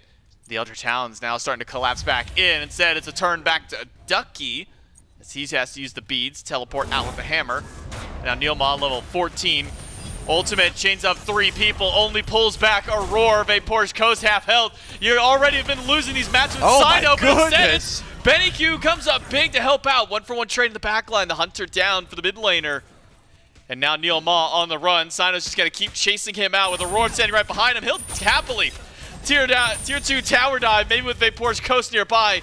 Not as fruitful for them. Coast pushed away by Baskin. This is a very weird team fight for the Styx Ferrymen. I mean, that fight goes so well if there's more DPS on the BennyQ and you kill that Hades earlier, but he got so much damage off on Pillars of Agni. Now Ducky is going to keep chasing down. Don't have to worry about a kill just yet because of the sustain, but Baskin surely is able to get shredded through with all that anti-heal coming his way. Baskin goes down. Ducky gets healed out of Aror. Nearly goes to the body block of the wall, but up into the sky because Paul is back. Oathhh is collapsing it onto the mid laner, and Ducky's gonna join right in alongside Coast. Paul has to use the Aegis, has to use the beads, but neither of those are enough to keep him alive. Cyno boxes in the middle of 4, only to meet a similar fate as Coast picks up the double. I love this call from the Hounds. Don't go for the Oni Fury, don't get baited. Immediately back and head towards that Fire Giant. It's the best call available.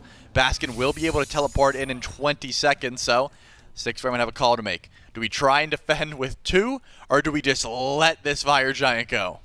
Eldritch Hounds up to the Fire Giant. CycloneSpin and Aror, the only ones alive, and Aror might go for the attempted steal, but not a chance in the world. CycloneSpin's there unless he decides to ultimate in for this opportunity. Oathhh doesn't get the taunt that he was looking for. The Eldritch Hounds have pulled away from the fire for the time being, but now with Baskin back in, we could see the Styx Ferrymen walk back in. The Eldritch Hounds go for the fire. Let's take a listen in as they go for the objective. Herc. I'm Guan's main. Okay. Yeah, he's dead. I can kill Guan. Okay, let's turn on. I'm gonna reset. Herc is one. I have 1. Okay. Nice. Cherno. Okay. No Aegis. No Aegis. Cherno. I'm gonna go up a little bit. I'm gonna go help the top side. Yeah, I'm into the fight. Nice. Beats Cherno. Come with the Bellona. Keep walking. I have ult still. LaFace has to be Morgan. I'm trying to get out. Get that much Morgan. Morgan's off. Double ult.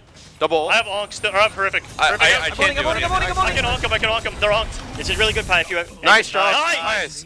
I have blink in 1. Never die, Oathhh. Never die. Yeah. Just make sure. It's okay. Just keep chasing. I kill eventually. Agni. Nice. Okay, I can't blink, but.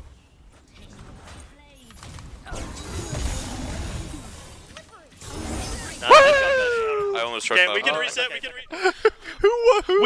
We kill eventually. Was that Neil? Woohoo! That sounds like an extremely NeilMah thing to do after getting a kill, taking that long to do it. Eldritch Hounds, they don't get the Fire Giant. Instead, they pull away and go for the team fight after, and win at the end with a 3-4-5 trade. But I just love hearing Oathhh says, "Don't worry, we'll kill him eventually." Yeah. Like we'll get him, but it might take some time. It might take some time. But Paul ends up going down there. As you said, no Fire Giant, which is the big deal breaker for me because the Eldritch Hounds are still down in gold, right? They didn't actually they're not able to pull the Fire Giant just yet, but BennyQ has been doing so much damage. Like, this Hades is just going in, doing as much as possible and dying. Aror gonna be forced in. Does the wall stop him? Yes, it does. Aror gets forced back. What a beautiful wall from Ducky to confirm that pick. There was only one wall that stopped Aror from getting out there, and it was that one that Ducky found. Now Fire Giant's looking a lot more doable. Baskin and Cyno step up. 2 warriors in class, but can they be the warriors on the battleground that the Styx Ferrymen need to stop this Fire Giant? Oathhh has kept Cyno out, about half HP on the Bellona. Baskin unchecked to the right side. He could walk right in the pit. NeilMah still tanking this one up. And the Fire Giant's not taking a whole lot of damage. It's just coast. Smacking with autos, and he's only got an occasional potential crits. Baskin pushes 2, but Paul is right back in. Finds some big damage with the Sigil, but has to use the ultimate to back away as Oathhh chipped down to a few hundred HP. Cyclone dives right in, but it's in the middle of 4. He's got backup from Cyno. Benny's got no help left. It's CycloneSpin with the kill. Yeah, but still chasing this one. NeilMah is the target, but how much CC did the Styx Ferrymen have? It looks like they have to give up the chase for now. But can they turn this into a Pyromancer? That seems like the play. Aror is back. He's got sustain for his team, but Ducky, after teleporting in, he'll have ultimate up here soon. So it can't be an immediate Fire Giant pull. I'm thinking you take the Pyro and get out for now. BennyQ still dead for 30 seconds. What else can the Styx Ferrymen accomplish in this time? Looks like they're still sticking around Fire Giant just in case, but with Cyno going back to base, I think they're going to take that small win and get out. We do have a 3rd beacon. This is one of the later beacons that we've actually seen. Oathhh, taunt onto Paul, gets beads and ultimate away now as Paul goes up for a few swipes. Ducky dunks, but doesn't get anybody this time. There's 3 targets standing in front, but he can't do a bit of damage to any of them. Now he's forced away from Cyno, who's just batting away with the sword right at him. VaporishCoast gets hit by the knockup, but secondary benefit of that dash gets him right back into the tower, and the Styx Ferrymen can cap the beacon. Yeah, they'll grab their beacon. The Oni Fury is up. Looks like that's where they're headed, to the left side of the map with CycloneSpin, but you gotta watch out. I guess not. Jing flying over to the left, so no Fire Giant pull happening from the Eldritch Hounds either. They're just gonna accept that they lose the beacon and they lose the Fury. I did love that fight, though. I mean, if Paul is able to survive that initial engage, it just looks so much worse. BennyQ couldn't channel his ultimate very long. I mean, Oathhh gets the CC, and yeah, you're pulling the beads off of Paul, but when Ducky dove the backline, he didn't find much, right? This Thor build is tanky, but doesn't do too much damage. Not because, you know, Paul's building a full breastplate. It seems like Cyclone is the best target, but very slippery, this Chernobog. Constantly dashing into walls and going up to the sky. Makes it difficult for any of these assassins on the Eldritch Hounds, Ducky or Oathhh, to sort of find these key targets. But now there's still the Runic Bomb in play. And it looks like we're going to see a full-on reset. We might be looking at Enhanced Fire Giant J-Mac before a real fight breaks out. But first, the Titans pushing up mid. Both teams have to group and deal with them. Pyromancer halfway back to its respawn. Fire standing by, waiting for its next potential battle, but for the time being, it will be the clash of the Titans in mid. All 10 players on the map. Could see a breakout fight. Cyno gets stunned, hit by the double tap, loses about a quarter of his health, but BennyQ's also taking some damage, especially when Baskin is tossing Boulder out, but that's an early Boulder now down in the fight. And this Odysseus bow starting to bounce around from CycloneSpin. NeilMah's got Baskin. He's got Baskin's beads, I should say, as he immediately used those just to get away from the no escape. One Titan down, second one short to follow after. And now with all 10 players still kind of standing around, Cyno going to go resustain the jungle. Question is, where's the next fight to take place? Because these 2 mid-tier 1 towers are still standing for both squads. I mean, Oathhh doesn't have Blink up. Doesn't seem like NeilMah wants to go in without his ultimate here. So it's just going to be Oathhh taunting into chains from Neil, but he doesn't have the Blink to really close gaps. So there's not too much initiation. Has to be walking up around a corner, and Aror and Baskin might have just done that. It was close. Because of the ward coverage the Eldritch Hounds have, they can just sort of wait forward, right? BennyQ or Oathhh can set up, or even Ducky. Any bit of single target CC that Neil can chain off of could start this engagement. But as you said, it's just a tier 1 tower, so it's not the end of the world. I think you wait for Oathh's beat or Blink here, which comes up in 8 seconds. And then you can look towards Baskin, who doesn't have beats, or just Cyno, who is getting so low. He's got his shell up, though. He could bait the ultimate from Ducky, or just not even ult it. He does use the shell. Double tap misses from Ducky, and now he's stuck against 3. Use the wall to stun all 3 of them, and doesn't get to use the hammer because the CC is there to stop him in place. CycloneSpin. Credit for the kill, but the bait from Cyno the entire time pulls Ducky too far forward. Yeah, that was close, man. It was definitely a bait, but I'm amazed. I thought he was going to Eagles rally. He just pre-shelled and then Eagles rallied after, trusted that he wouldn't die. And looking at Ducky's build, yeah, I can see why he trusted that. Fire Giant started up. BennyQ still around. Doesn't have Pillars of Agony, but does have Blink. That's the burst you have to watch out for. Someone's got to CC Hades. Coast pushed against the wall. Hit with the boulder from Baskin, forced to use the airstrike. NeilMah has a couple of targets chained up, pulls all 3 of them back in, but it's just a turn and burn right back to him. NeilMah lows. Cyno's gonna take him down with the bludgeon, and Paul will collapse right back in. BennyQ picked up. BennyQ put down. Baskin gets a kill for himself. Blink and into nothing? Blinks into the dragon flight from Paul. An unfortunate turn off the attempted re-initiation by the Hounds. Back to the Fire Giant go the Ferrymen. And they've got 2 runic bombs. This is an enhanced Fire Giant. Ducky won't be able to get in range in time. This one goes down for absolute free. The Styx Ferrymen are going to take their consolation prize as well. Go ahead and grab the Pyromancer. They've got plenty of time to group up. It seems like just push mid lane down. Why not? They've got 25 seconds without BennyQ. NeilMah gone for 10. You're at least grabbing a tier 2 tower. Remember, you don't need minions here. This was enhanced Fire Giant. That dance took a very long time. It seems like the Ferrymen back up here, though. Yeah, going for Phoenix is a bit risky. Grab the Primal Fury and spend up some of that gold. We're still at a point where gold is still impactful, right? Baskin not full build. You can see Paul was able to finish, but has some relics to upgrade. And Aror needs 2 more items. Getting this Primal Fury is still impactful for the Styx Ferrymen. Primal Fury and Fire Giant and Pyromancer all to the Styx Ferrymen. And if we dial back the clock 7-8 minutes ago, this is a 1,000 gold difference between these 2 teams now. A stark 10k gold lead for the Styx Ferrymen. Upgraded relics starting to go through for some of these players. Beads and teleport for Baskin, beads for Paul, who's had to use his beads very frequently. I'm honestly surprised he waited this long to upgrade those beads to start getting some of that additional cooldown. Cyclone just got Elixir of Power. He said, "Who needs relics? I got I've got beads and Aegis baked into my dash, bro. I'm just gonna get more damage online." And he does the smart play, doesn't pop it immediately, holds on to it until the siege begins. I mean, Coast is 5-0-7, but he has been under a ton of pressure from Baskin. If you want to watch how to just zone someone out, just keep your eyes on Hercules. Watch Baskin. He's just going to punch Coast in the face, throw a boulder at him, make him ult out, and then say, "Who are you shredding, bro?" Like keep trying. I've got so much mitigations. I've got the mid guardian, which is going to make you hit even slower. Like, don't get me wrong, Coast does good damage, but he doesn't heal it up as easily as you might think, especially with the anti-heal that Paul has, the Divine Ruin. It can be very annoying to try and exist as a Jing Wei when this Hercules is just running you down constantly. Tier 1 tower and Tier 2 and mid went down after the initial fight for the Fire Giant. Now, the group up for the Ferrymen take Tier 1 in left, and now Tier 2 tower should go down just as swiftly. CycloneSpin does pop his Elixir. There are 3 runic bombs in pocket for the Ferrymen.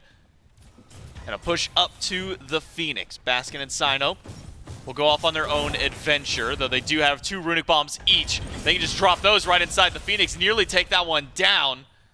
But it's immediately turned back around. Baskin with a double pickup and the double push. And Ducky up to the sky. But who's his target on? There's nobody ideal to go for. So a Thor ultimate burn for essentially nothing. Yep, thought maybe Cyno would stick around. He didn't. BennyQ goes forward, but how much damage do you do to Baskin? Turns out not much. Baskin might be able to find a kill here. A couple more autos will do it. Baskin solos this one. If it's not for the top IO, that might have been enough. Needs the knock up to get one more. Cyclone dunks in, but Baskin still gets the kill. Left side Phoenix, middle Phoenix, both down for the Styx Ferrymen.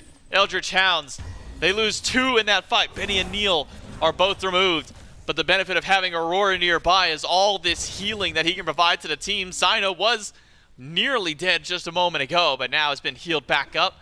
full HP for just about everybody else on the squad. They've got double shell, cooldown med, and Cyno's ultimate. Yeah, this end call is looking pretty clean if they can find their way in. Aror gonna tank this one up. There's the Eagles rally, and now the Titan damage starts shredding. Cyno uses up the Pridwin, gets the additional shell, and the Titan just melts at the might of the Ferrymen. They walked right in and take game number 3 and put themselves up 2-1 in the set. Wow, that CC chain is just so clear as well. I mean, Baskin became such a tanky menace towards the end of that game.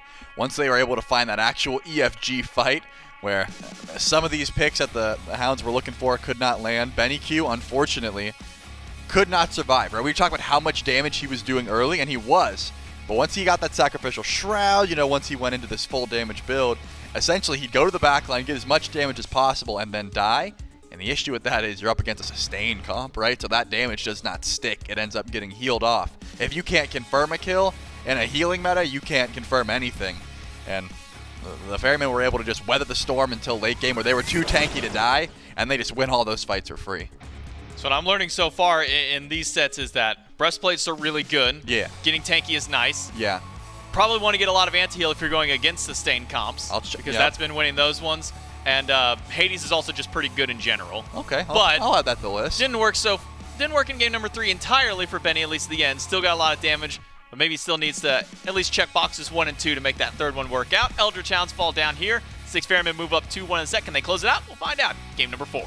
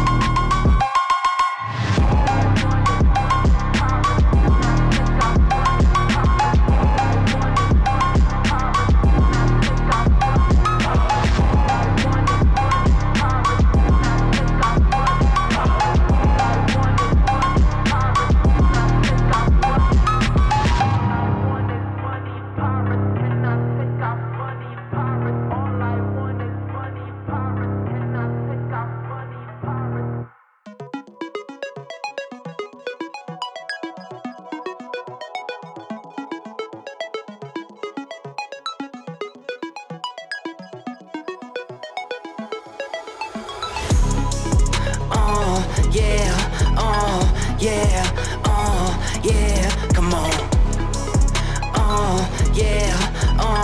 Yeah, yeah, come on. They try, but they can't get rid of me.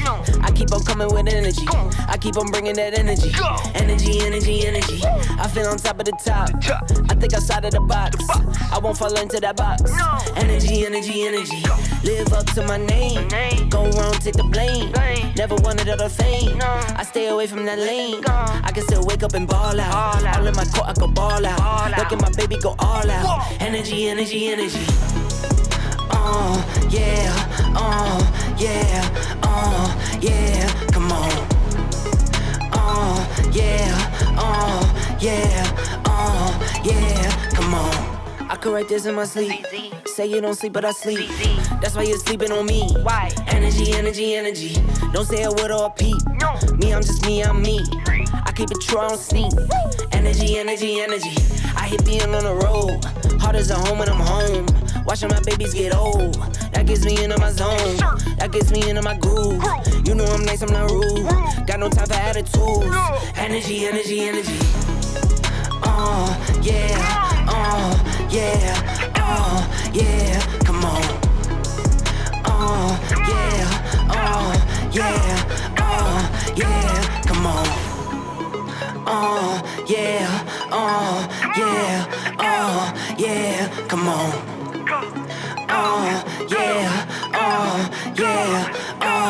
Yeah, come on.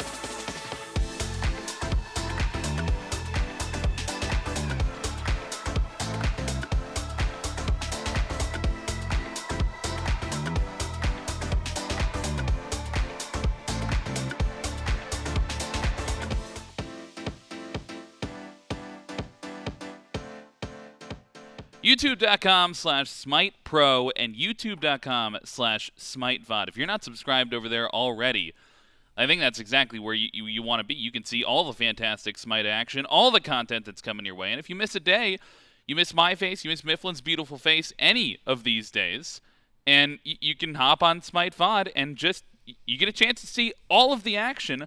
Once again, you can even watch it on Twitch and then go and watch it on Smite VOD again. There's a lot of content out there, Mifflin. That's fantastic energy coming from Mifflin. Love that. Fantastic energy coming from the Styx Ferrymen as well. They are able to put themselves on match point here in game number 3. And it looked pretty clean through the early, but it was a similar story of game number 1 where you get off to a small early lead, but I don't know if it's this Hades mid that's unique for the Hounds or just their play style that they're feeling like, but I mean, they held on. They looked clean, like it was a pretty even game before the Ferrymen ultimately took control. Yeah, it was a very back and forth matchup throughout the early to mid game. Trades going one way or the other, objectives going one way or the other.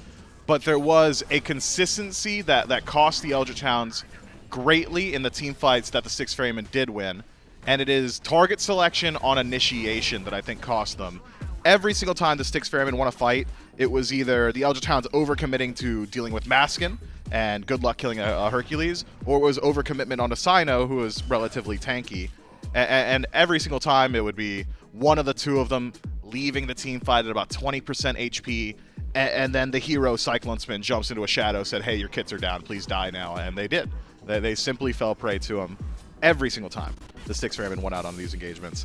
I did think that once more the Eldritch Hounds do find great individual plays. Oathhh gets a couple amazing team fights for himself. I'm thinking about that second to last team fight around Fire Giant where he stays and cleans up towards the tail end, but as far as actual ability to close out the match, felt like the Styx Ferrymen prioritized survival of their key targets. When they won a team fight, Cyclone was there, and if Cyclone's up, Phoenix are going down, or a tower's going down, and that's where Leeds establish. Leeds established indeed. It took them a minute, but they ultimately got there in the end. Styx Ferrymen close it out in 33 minutes or so.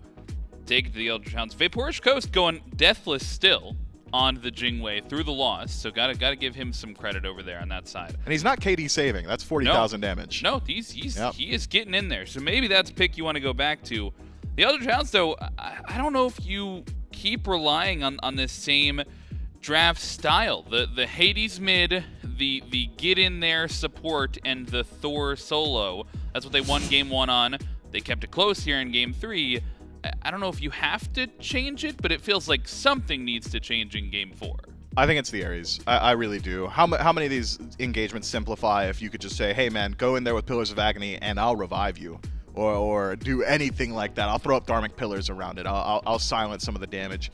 I think the Eldritch Hounds are not playing through NeilMah's God Pool right now, and I'm willing to give some leeway to NeilMah in God Pool because he is essentially new again to the league, having just come back in for this phase, still developing maybe what everyone else has been playing, so he's a lot better at what used to be meta when he was more active, right? So sure. With all these other aggressive Guardian selections, perhaps he feels pressured to take it for himself, but the Hounds look good when he's playing his best.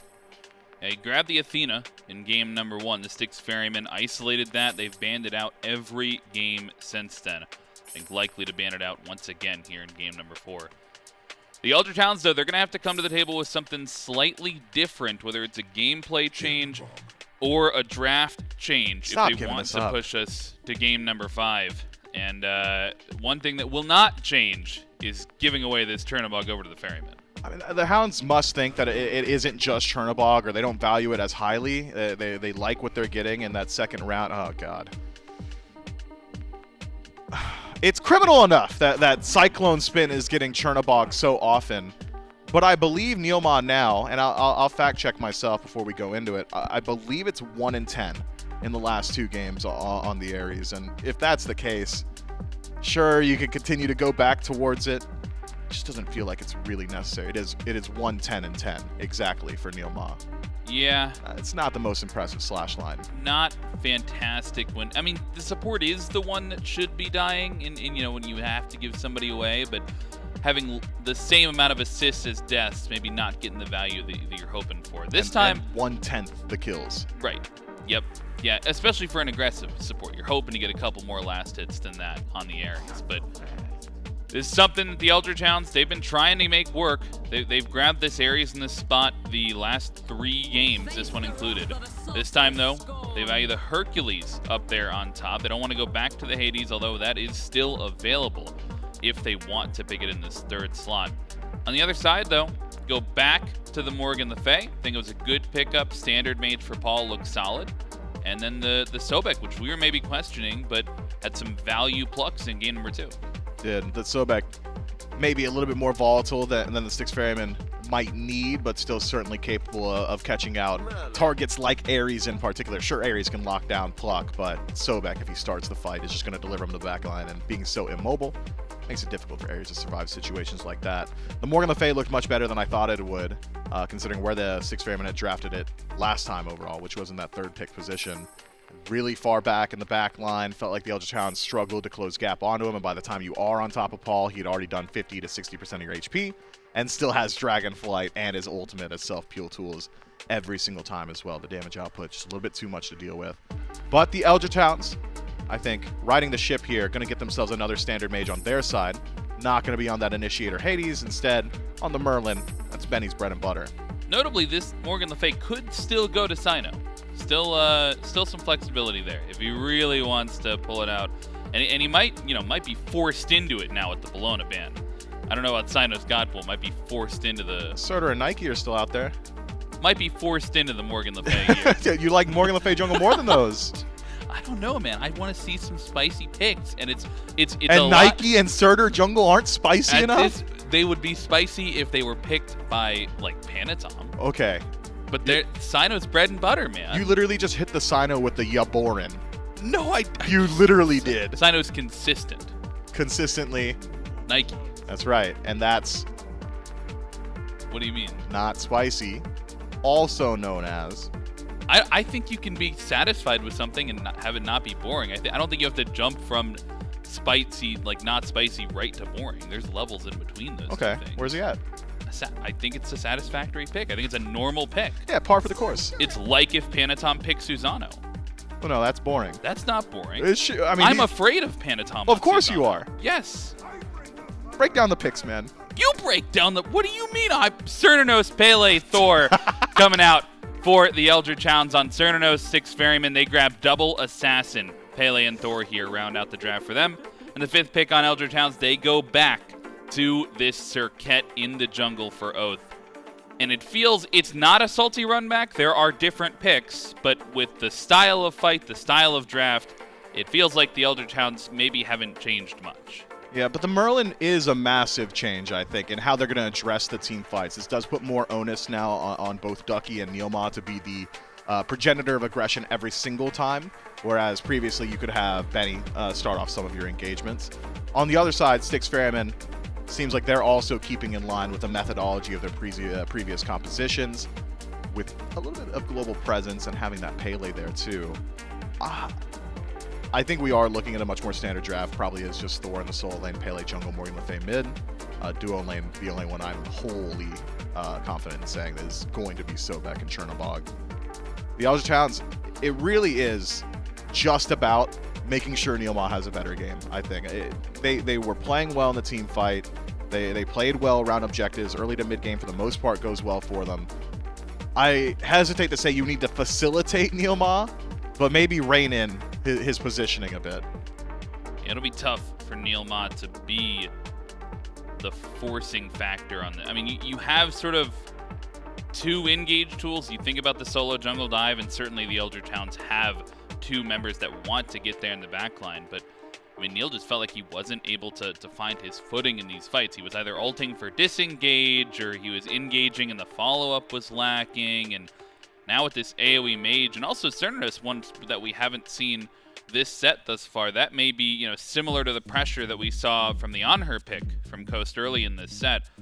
that may be another sort of like set of picks that you can really rely on your backline to stick together, give Neil a bit more support.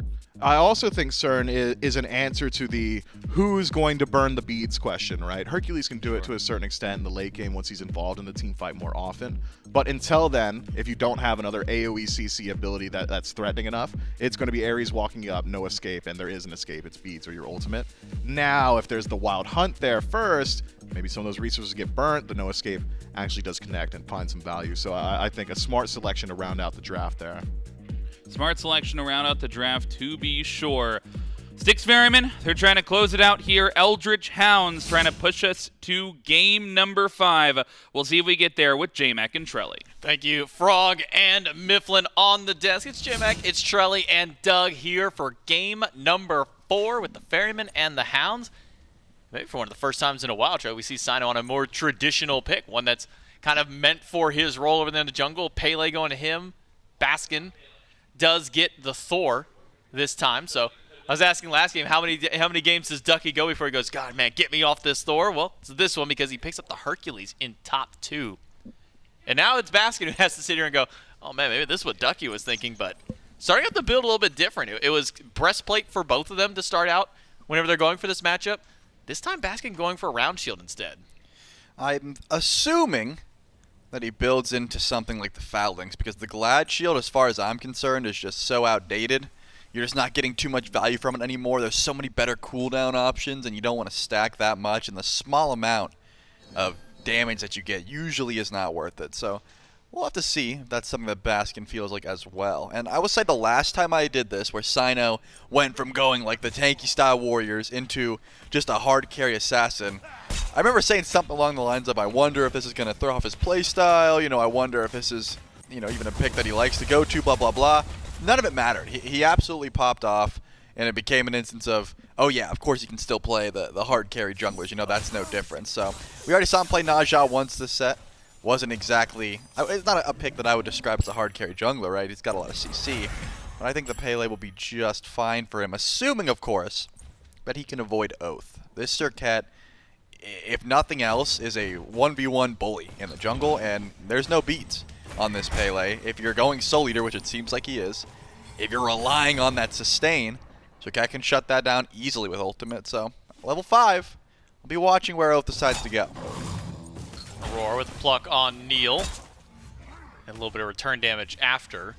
And Neil back on the Ares once more. It's a pick that's had mixed success for him so far. Cyno goes to the backline to go to BennyQ. Gets a lot of damage off and avoids the taunt from Oathhh. To juke out as much damage as he can in return. Paul, full HP, he can stick by and continue to poke as much as he wishes to do so. Morgan Le Fay, once that level 3 is hit, access to all of her kit, gives Paul such a high level of pressure and poke damage. Certainly does. Both Paul and BennyQ go in that Sands of Time, so they're allowed to spam abilities, right? They've got the extra MP5 to just go in for poke like that. Cyno's already on the left side of the map. He knows his team's got pressure, so he can go in for the shield buff for free. But once again, Oathhh sticks around. And this is how the Styx Ferrymen have been getting leads. Every single time, Cyno goes left, gets the shield buff, and Baskin was able to confirm that cooldown buff. But now it's Ducky on the Hercules, so it's not going to be as easy. In fact, Baskin's got to watch out for the gang from Oathhh, and that's exactly what's coming his way. But doesn't get the knockup from Ducky. Quick spin gives him the immunity he needs to avoid being pulled back into danger. But now blink down from Oathhh, so his initiation gone for another 2 minutes. Aror tries to go for the pluck, but gets hit by the chain from NeilMah. Quick reactions from the support of the Hounds prevents a potential beads burn that could have come from this Sobek. Could have. NeilMah's got the shell, as Aror has been sticking with this meditation sustain. Still something the Styx Ferrymen value very heavily, especially out of this duo lane, whether it be a Guan Yu or a meditation pickup. The blue buffs are spawning in, so jungler's going to be on the right side of the map for now, which means duo lane probably gets to be left alone, even with purple buffs spawning in, and the Styx Ferrymen having a decent bit of pressure. They're not going to step forward for a purple buff invade. But that does take over Baskin to level 5. And remember, he's got teleport, he's got Anvil of Dawn. We know that both Ducky and Baskin like to upgrade this teleport as soon as possible. Like the second you finish your first item, you're looking to drop that 800 gold and upgrade your relic so you can just make your presence known on the left side of the map. is that going to be the pace of this game, right? Because Styx Ferrymen, they're on match point, right? They've got the 2-1 lead. They don't want to go too overboard, but also they can play this slow. They recognize their late game is very strong. I mean, CycloneSpin's been playing Chernobog essentially all set. He's feeling great on this pick, and you don't have to worry about anything besides that late game if you're picking this Cherno. It is baffling to me that Cyclone's got it all 4 games so far. Cyno crashes in, Volcanic Lightning gets shown from NeilMah, but that's not enough defense. Oathhh charges in, pulls Cyno back, lands the taunt, and gets the pop immediately after a fast 1-for-1 trade out. Both junglers getting involved in the game, but it's only Oathhh who ends up getting the kill himself. The jungle, Cyclone speeds and dash into wall, gets away from Oathhh, still only level 4 on the Chernobog. Wow, I mean, that was thin margins as well. Oathhh decides to go into the purple buff and sort of hide around the wall. If Cyno just gets that kill and walks out, I'm pretty sure he lives there. At the very least is able to get away because Oathh's blink is not up. It's up in 3 seconds. He couldn't have chased down. But because he was able to ambush over the wall, he can still get that last breath and confirm the kill. I was gonna say the revenge kill, but Cyno didn't get first blood. That actually went over to Aror. So it ends up working out a little bit better. I mean, of course you would rather have Pele get the first blood, but there isn't any short of shutdown value in that instance. It's only 1 kill anyways. But Oathhh gets off to a good start, right? The Serqet is something that was very impactful last set, and Oathhh getting out of the gates of the kill this early on is gonna bode well for the rest of his damage. It's a great look for Oathhh to start getting involved once more, especially over on that dual lane side. Paul goes into ultimate very quickly as NeilMah rounds the corner, but NeilMah will go for the ultimate. Beads burn from Paul, and necessary beads. You don't want to get pulled right back to BennyQ, even with Cyno standing nearby. That's not enough self-peel or team peel. And so now they say, okay, well, there's no ult, no beads, no life. Mid laner for Styx Ferrymen down once more. Cyno, Volcanic Lightning in. Oathhh will end up losing his life for a kill for Cyno, and BennyQ, Aegis to get away from CycloneSpin. Chaos across the map here in mid. Yeah, I'm guessing Paul goes in for that play. Aror dives back. The sickening strike, not enough damage. Is going to have to run away here. Too much coming his way. But I'm thinking Paul went in with that ultimate trying to find a solo killer at the very least. Trying to get a relic down, right? You know, trying to pull that Aegis so Cyno could gank. But he ends up losing his beads, losing his ult, losing his life. Thanks to the rotation in. Cyno does not have ultimate here. If Ducky driving strikes aggressively, maybe looking for a gank, but cooldown buff seems to be what Cyno's looking for. Oathhh, once again though, in the right place at the right time. He had that blink, able to close gap. I cannot overstate the value this Serqet has been bringing to the team fight and to the individual picks that the Eldritch Hounds have been able to find.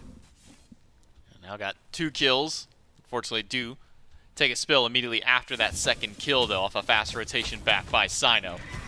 Now nets Cyno his first kill of the game. And then the one at the very beginning, that first blood that went to Aror. So ties it up, 2-2. Gold lead negligible at this point, only 100 gold, 500 XP between these two teams. But it's all about the momentum, and it's all about kind of the mind games that these junglers are playing with each other, where Oathhh has been very active and very involved, keeps popping up out of the shadows, seemingly out of nowhere, to try and find these picks, especially off of these longer engagements that Styx Ferrymen have been taking throughout, and really utilizing that beach pressure that you mentioned that NeilMah and Oathhh both have. So far, that has been the case. Cyclone knows exactly where Coast is, misses the root, but remember, NeilMah's close by, has the shell, so no form of blink, no way to close gap. We've already talked about this, but the areas in a Chernobog matchup isn't too fun for Neil, right? Even if you get beads, even if you get ult, the dash is enough to just avoid that ultimate. So Neil doesn't want to spend too much time over in duo lane, unless, of course, he's just trying to stack up Thebes, which does seem to be the case. You don't want to sap farm from BennyQ forever, so you sort of go back and forth, just rotate. Still very impactful to try and get that item online as quickly as possible. It does seem like Oathhh has been spending a lot of time over here on the right side of the map looking at Baskin. There isn't too much kill potential, but that cooldown buff Oathhh has been on respawn on whenever he can. Well placed double tap there, and the stun from Baskin to confirm that buff. It's one of the negatives of not getting beads, just in case you want to go in for some nice CC or confirmation. You get hit by that CC, you're not going to be able to cast Deathbane, so you can't really get anything there. But Cyno, this is interesting. I mean, you said, you know, the weird style of build, which I tend to agree. I'm wondering if that's a Runeforge or just another Dawnbringer, right? He's one of the few people that consistently goes into that Dawnbringer in the jungle. Is that just going to be the new Runeforge, though, because he's got plenty of CC from the Pele? I don't know, man. Cyno is weird, but like in a good way. Like he keeps things interesting. Sometimes weird in a good way. I will never let him live down Demonic Grip Hades. That was not good. It won though, didn't it? Not thanks to anything he did. What do you mean? Those couple in-hands he landed? Ulted like 200 damage, and he never even auto-attacked, and there was no mage he was shredding for. He was not cooking there. So far this set, he gets the benefit of the doubt. It's been working out. Cyno's actually been playing fantastic this set. We'll keep eyes to see if this is I'll be watching. Runeforge or Dawnbringer.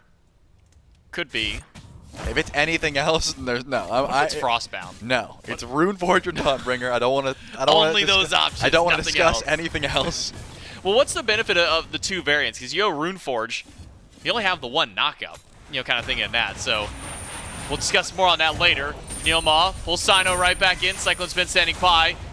Although Oathhh goes in for the ultimate, doesn't get a whole lot of value. This time it's a turn back to NeilMah, and with Paul showing up to the party, Oathhh has been canceled immediately afterwards. Paul, though, getting melted down by the fires of BennyQ, and Aror inside lurking the waters does not get the damage towards BennyQ, but Cyno, he's a madman. He goes right back in, gets knocked out. Benny cancels out the fire, and with Cyclone right back in the fight, it's a kill for him and 3 for the Ferrymen. Yeah, well played. That knockup was key to trying to kill BennyQ there. You said it, knocked up that damage. That's why the fire stance is so sketchy to go to. I mean, the first time ends up working out. It's the only one that can get that amount of DPS onto Paul. But the cooldowns are insane, and if you get your one canceled out, you have lost, I would say, 70% of that stance's damage, and it is very, very impactful. Beautiful play by Cyno there, recognizing he could make that call, and it will be the Dawnbringer. You go and get a kill, you reward yourself when you get back to base.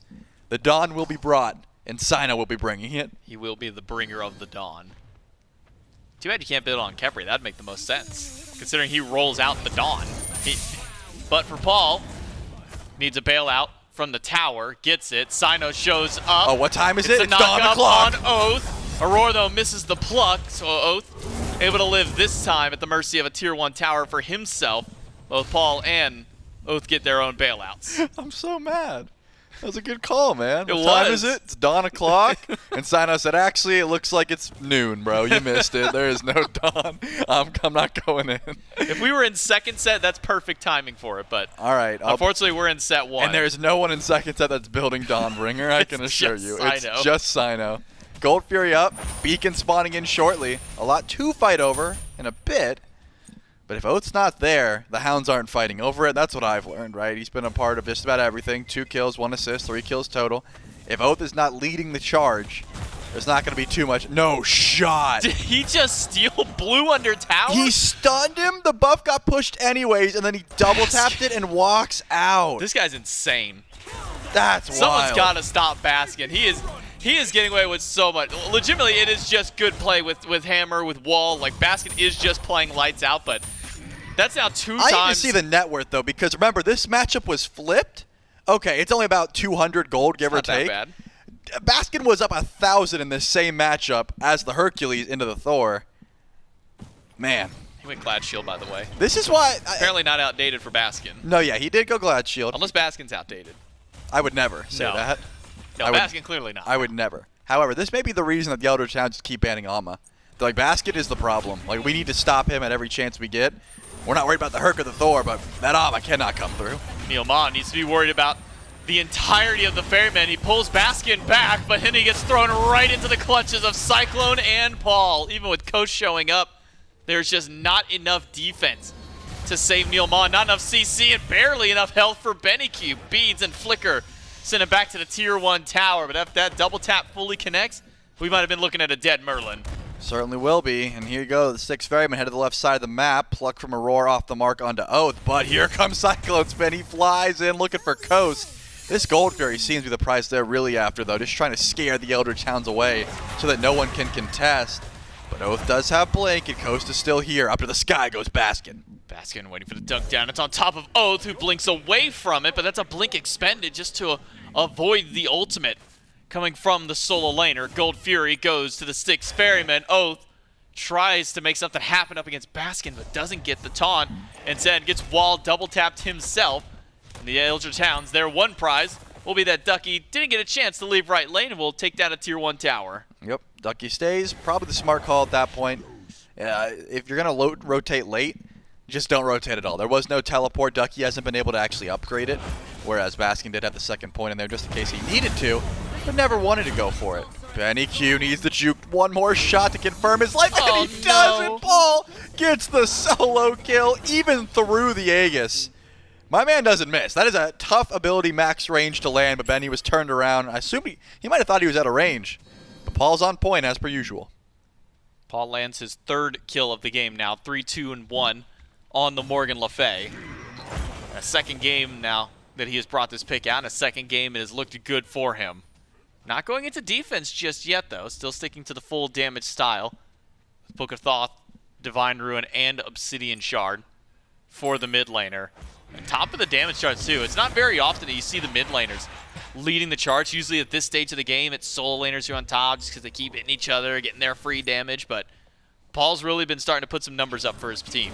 Because he just wants that 1v1. I mean, you outrange Merlin more often than not because you always have your 3rd ability up. If Merlin's an ice stance, it's a bit different, but I think that BennyQ, because he went in for that breastplate, was lacking a bit of damage. He recognized that himself and, pivoted into this Divine Ruin, probably because he was worried about the healing that Cyno had, as well as just wanting more DPS. Either way, you don't want to trade with Paul right now, not with the build he's gone for. He's got so much range, and that ultimate with the range it has, and as well as the chase down potential because of your movement speed, means that he's going to have a good time into that matchup every time. Oathhh taunts Baskin. Maybe regrets that decision because now CycloneSpin's on the way, but a fast jump gets Oathhh out. A push by Ducky. Is that even going to be enough? No, he's stuck between the walls. Baskin comes up big for the team once more, helps pick up another kill for the Styx Ferrymen. And with the Pyromancer still available, they might just go that way I was gonna say, this instead is of fire. BennyQ nearby, but BennyQ doesn't have Aegis.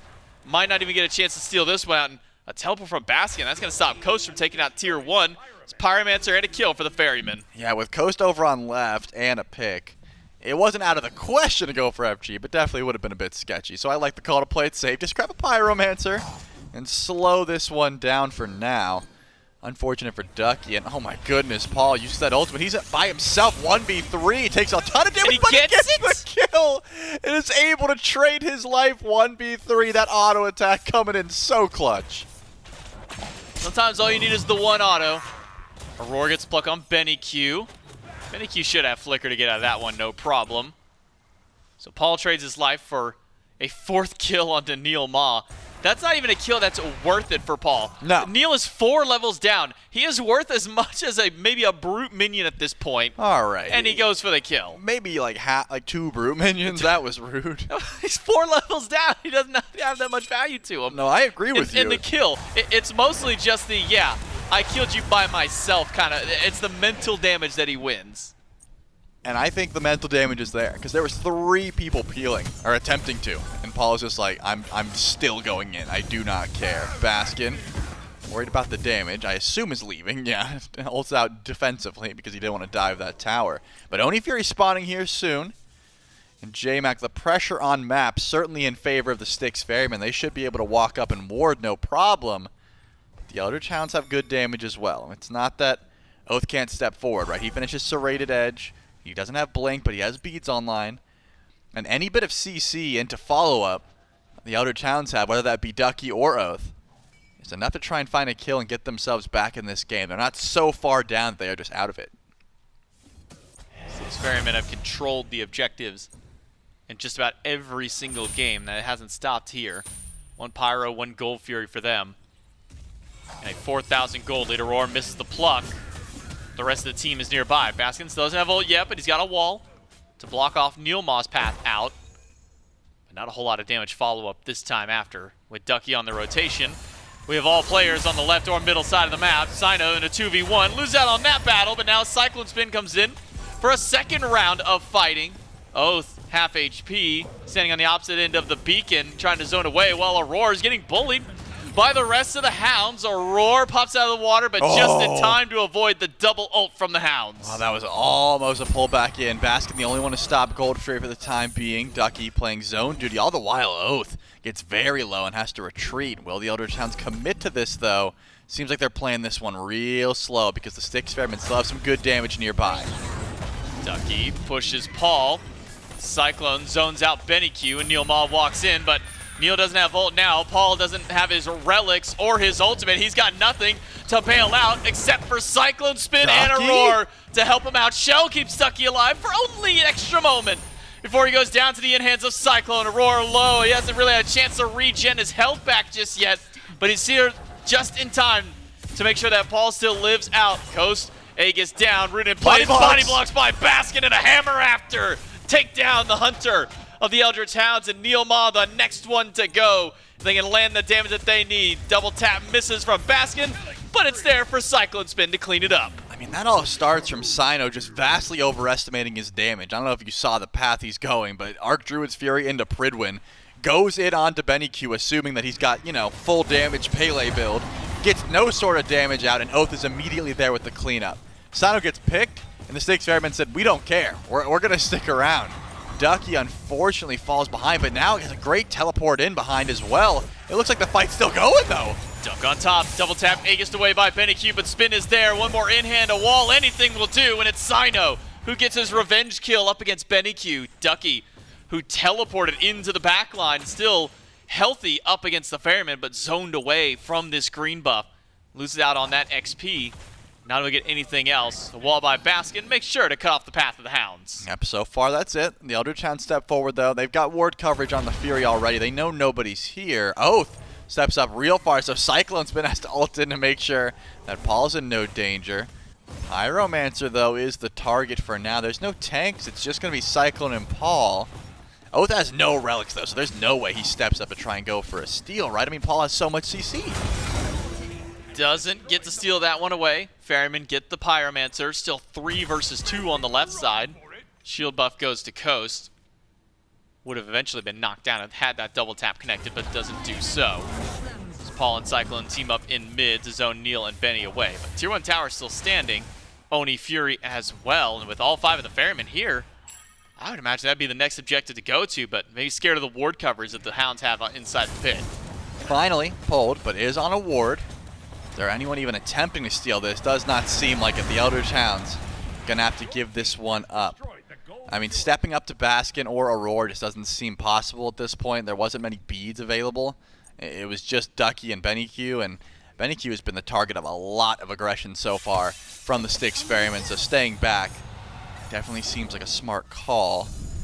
I don't think I want to see any more on the left side of the map unless it is CycloneSpin hitting level 20 and then heading over, right? Just because he's Chernobog and can split push, when you've got a lead like this, I'm thinking it's time to start forcing Fire Giants. I mean, you're 22 minutes in, and the Eldritch Hounds don't even want to step forward, right? It's not like they don't want to contest. They don't even want to get near the same jungle as you. I mean, Aror is by himself at speed buff. Like this man has no fear, for good reason. Level 16, 3 items deep into the build. He's the same level as Coast. He's the same level as one of the carries for the enemy team at this point. And with nobody else there to bail out Coast, he will lose out on Tier 1 tower. And Aror, who is moseying through the jungle, will do the same. Still walk back through by himself over towards mid. Who knows? He might just go for a pluck against BennyQ because he has the opportunity to do so. Does spot out 2 rotating on the ward behind him. Cyno goes for the 1v1 against VaporishCoast, winning out on that one. Coast healing back, but Cyclone crashes the party, takes the kill for himself, and forces the rest of the Hounds to bail because the Shadow is slowing them down. There we go. That shows the strength of the build, right? That Pridwin shield did make a big difference. Cyno is able to go back, get Protector of the Jungle, and it needs to be Fire Giant now. And that does seem to be the call. Everyone on the Styx Ferrymen rotating to the right side of the map. Baskin's already here, has Anvil of Dawn to zone. Got plenty of shred because CycloneSpin went back to base and got that Leader's Cowl. It is time to go in for the FG. Are the Eldritch Hounds even in a position to step up? Check your map. My answer is no. Now, Ducky teleports in right now, throws a boulder, and steals Fire Giant away. Never mind, he's heading back to base, and Fire Giant will go to the Styx Ferrymen. And around all 5 of them at this point. 22 minutes in. Final beacon will be rolling up soon. The Styx Ferrymen continue their push forward. A lot of towers still left standing on the map. 2 in mid and 1 in each of the 2 side lanes. So plenty of free gold on map for the Styx Ferrymen. Oh, got him. Oathhh gets his backstop by Aror, who would you normally think, oh, Aror, he should be up with the rest of the team. No, Aror is now the jungler, the lone agent for the team, because the rest of his team is just winning out on these fights. BennyQ uses every resource he has to stay alive, and none of them are enough. Mid Phoenix goes down. Ducky takes out Cyno in return, but that was all done without Aror there. Nope, Aror was just trying to stop Oathh's back. Oathh finally gets back to base, but you lose your mid Phoenix, you lose your mid laner. I guess you're okay with trading for Cyno at that point, but the Phoenix, that's the big issue, because the push is still going, right? Fire Giant is still a factor, as well as you said, once this beacon goes down, Titans are unleashed. I mean, the Styx Ferrymen should be able to push up left lane if need be, and they've got plenty of time to do so. Still 2 minutes and 50 seconds left on the power play. Aror is in no sort of danger. My man can ult out at any moment. I'm kind of curious how low he gets here. That was 2 hits from Paul. Paul did that to Oathh. And look at that. It takes the entirety of NeilMah's kit plus Coast in hands to deal that back to Aror. Oathh not taking a very favorable trade there as he loses out on his ultimate for that attempt. Aror will be fine. He's just going to meander back around the jungle with the rest of the team. They're going to give up Pyromancer. They're going for Head Ducky. over to right side. Oh, no Ducky so going back, but there's no hard CC. Oh, man. A couple more in-hands might have done the job, but not quite enough. Ducky gets bailed out by teleport. Yeah, that was clutch. I really thought the second we saw him fly over the chase down, but that was the only way you get out, right? You try and run. Any bit of damage is going to stop your back. Any bit of CC would have stopped the teleport, but not something Cyclone could have provided. So Ducky gets to live to see another day. Both Titans pushing out over left, and Primal Fury is up. All of the Styx Ferrymen are here. Cyno doesn't have that fire buff, but not sure it's going to matter too much. He has really just been diving onto BennyQ. I mean, last fight, he completely whiffed Volcanic Lightning, and then Baskin said, I got you, bro. Just walled for him. He was able to catch up, get double relics down, and still find that kill. It's just going to be the same play, right? Cyno just goes to the backline, says, the rest of you guys got me, right? And they usually do.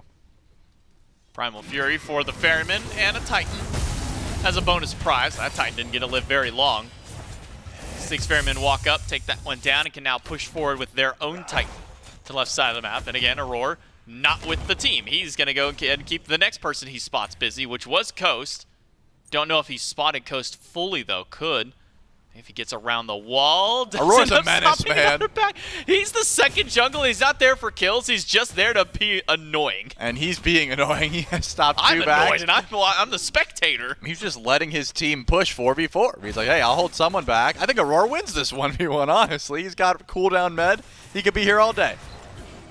Ducky takes a bit of poke from Baskin. Tier 2 tower goes down. Titan still at about 40% HP to keep up this push. Oh, by the way, Aror is behind them now. Aror just took a loop around the map to be in the back of the team fight. He doesn't need to be with the team because he's got Baskin to help out for the front line. Left side, Phoenix, foregone conclusion. 6 Ferrymen get that one, and Aror can finally rejoin his team on the correct side of the map and continue their push elsewhere. Yeah, they're going to run out of Fire Giant here, though, and right side still has a Tier 2 and the Phoenix. All the while, Mid-Phoenix should be coming up shortly as well. They picked it up so long ago. So the Styx Ferrymen probably going to need to set up for the next Fire Giant attempt. They will have some good ward coverage because they've got all sorts of gold just ready to be spent. I think 3K for not only Cyno, but also for Baskin, who could just spend that up. Yeah, full Mantle of Discord, full Serrated Edge, Potions of Power coming through. Aror didn't even sell his bow. He just started buying power pots. He said, I'm good. As far as I'm concerned, I'm tanky enough. Now it's time to start doing damage. Mantle of Discord, the final item for Cyno. So he kind of went with the scream mentality of, all right, I got my 1 damage item, and I'm good. That's all I need. I guess Dawnbringer's also power, but I wouldn't count any of them. I wouldn't count any of those as damage. Look, it gives power, therefore it's damage. That's what my small brain says. Is that JMac math? That's my math. It has power, therefore it's a damage item. Right, but it does give a whole lot of really good tanky stats with it. Technically speaking, Mystical Mail also does damage. Therefore it's a damage item. Okay. All right. I can't wait to start that in my ranked games and say J-Mac Tucker signed off on this one. This is the new start. Oh, I'm ready. Send those Twitter DMs my way, baby. I'm here to ruin the ranked queues by not even playing in them. I love that. You keep it up, because I will be playing them, and they will be ruined. Here we go, though. Fire Giant, not enhanced, is 28 minutes in. All the while, where's Aror? Nowhere to be found, J-Mac. He's hunting. He's hunting. Look at those eyes. He refuses to be with the team. He's going to be laughing. I'm waiting for the Aror laugh. Like, his team gets Fire Giant. No one shows up to it because Aror is just keeping everybody else. He's bouncing. Look at him. He's literally bouncing for joy right now. If Coast or Ducky think at any moment they can back, they are sadly mistaken. He's going to keep going. Of course they literally have to walk back to base. This is the worst case for them. Is they have a crocodile level 20 just walking at them menacingly. And while he's not afraid. Everybody else on the Ferrymen are just pushing up lanes. Baskin nearly gets mid by himself. Cyno's here. Oh, by the way, Phoenix gone. right side Phoenix. Aurora is there at the very tail end of it. The Styx Ferrymen, their support is just doing his own thing, and it's working because the Hounds focus so much to him. They got nothing left for this fight after NeilMah plucked back. Aurora shows up for one ability, and it starts the fight off right for the Ferrymen. Dunked in by Baskin. Doesn't get the kill on Ducky, but Cyno just might do so. Dive right to the back line. Volcanic Lightning does the job. The Styx Ferrymen, 5 strong versus 3 of the Hounds. BennyQ has to go back. Oathhh doesn't get to go back by himself. It's a body bag for him and a 3-1 for the Ferrymen. What a beautifully played composition there from the Styx Ferrymen. Immediate switch up. I was curious how that Thor v Hercules matchup would go, and Baskin absolutely pops off. I will say, I want to find the equipment they use in Inception to just go into Auror's mind and figure out what he's thinking during these plays. Because he completely abandons his team, but he takes 2 people with him. It's entirely worth it, right? If he chases them down till the ends of the earth, it's a 4v3 at worst for his squad. They get right Phoenix for free. NeilMah, unfortunately, as an Ares, is always out of position if he's anywhere past that Phoenix when it dies. And then the rest of the team fight is just, it's essentially surgery. They just pick one by one who they're trying to kill. That was 2 moments in a row where we pan to Aror, who's on the complete opposite side of the map from the rest of his team. Well, technically 3, because it started off with Oathhh. It did start with And then Oathhh. he got Coast. Then it was Coast. And then he got Ducky and Coast. But what I was going to lead to was where he starts off on the complete other side of the map. Doesn't even care. He says, I found a person, I'm going to stick with them. Right. And then walks behind the enemy team in their own base at their Phoenix. And then it's the very last team fight, because the previous one, Aror didn't do anything. On the left side of Phoenix, Aror did nothing. He walked up, said, hey guys, I'm here, what's up? And they just left him alone. They walk away after getting Phoenix. This time, Aror does the same thing to right, gets the pluck after, starts it off right for him. What are supports if not tanky junglers? That's what I always say. Look, this tanky jungle ended up working for the Styx Ferrymen. They went out on the set 3-1. That's it for me and Charlie in the cast. We'll throw it back to Frog and Myth on the desk. The Styx Ferrymen take it in 4, 3-1 the set, and they look dominant in that game number 4. I don't know, man. Like, how do you... It felt like the Hounds found something in game 1, and then they found another close game in game number 3, but it was just... Maybe inconsistency is the story of the set. Yeah, I'm thinking my story is perhaps a bit more toxic, but I think closer in line with the truth, and it is massive support diff. Man, I don't have enough wingspan. Like, I'm out of frame. We got to refocus the camera. Like, there was a large support diff, you know? They're like, God, there's got to be some sort of, like, geometry that could explain it. Like if there was 2 sides of, like, an area, but it was, like, separated by maybe, like, some sort of crag in the ground, like a canyon or a chasm or something like that. Support chasm. Yeah. Yeah. Patent that. That's a SMITE original. I don't think you made that up. I'm pretty sure that's a thing. Yeah, well, you'd think that, wouldn't you? Okay. Mifflin calling out the support chasm. You think it was a player? You think it was a Pix, man? Because I mean, we told him not to go back to the Ares in game number 3, and he does go back to the Ares in game number 4 rather, and he does go back to the Ares in 2 and 3 and 4, and I'm just not sure I'm just not sure they ever found success on it. Auror's KD for the set was 3-7. Yep. Wow, really, the whole set? The whole set, 3-7. What do you think Neil put up? Oh, man. You're putting me on the spot? Yeah. Like 2-16. Yeah. Really? Yeah. Wait, I just guessed. I just freaking guessed. Yeah. Oh my goodness. It's difficult to break down much more than that, right? I mean, of course, we could talk about the individual matchups. Paul kind of little broed Benny in this last game, where we saw CycloneSpin fly into a shadow every single time. Not sure how he's getting Chernobog every game either. That feels like perhaps a bit of a gross oversight. A little bit criminal. A little bit criminal. There's it's just it's tough. It's tough, man. The games like that, I think, a little bit less to sink your teeth into. Styx Ferrymen just win out. I mean, we could talk about Auror's wild positioning. My man completely breaks the mold on what you would expect a Sobek to be bringing to the team. It's, I pluck somebody, you kill him. Auror said, I'm just going to be unkillable in their backline, in their Phoenix, in their Fountain, in their red buff, in their speed buff, and they're not going to do anything about it. Because they couldn't.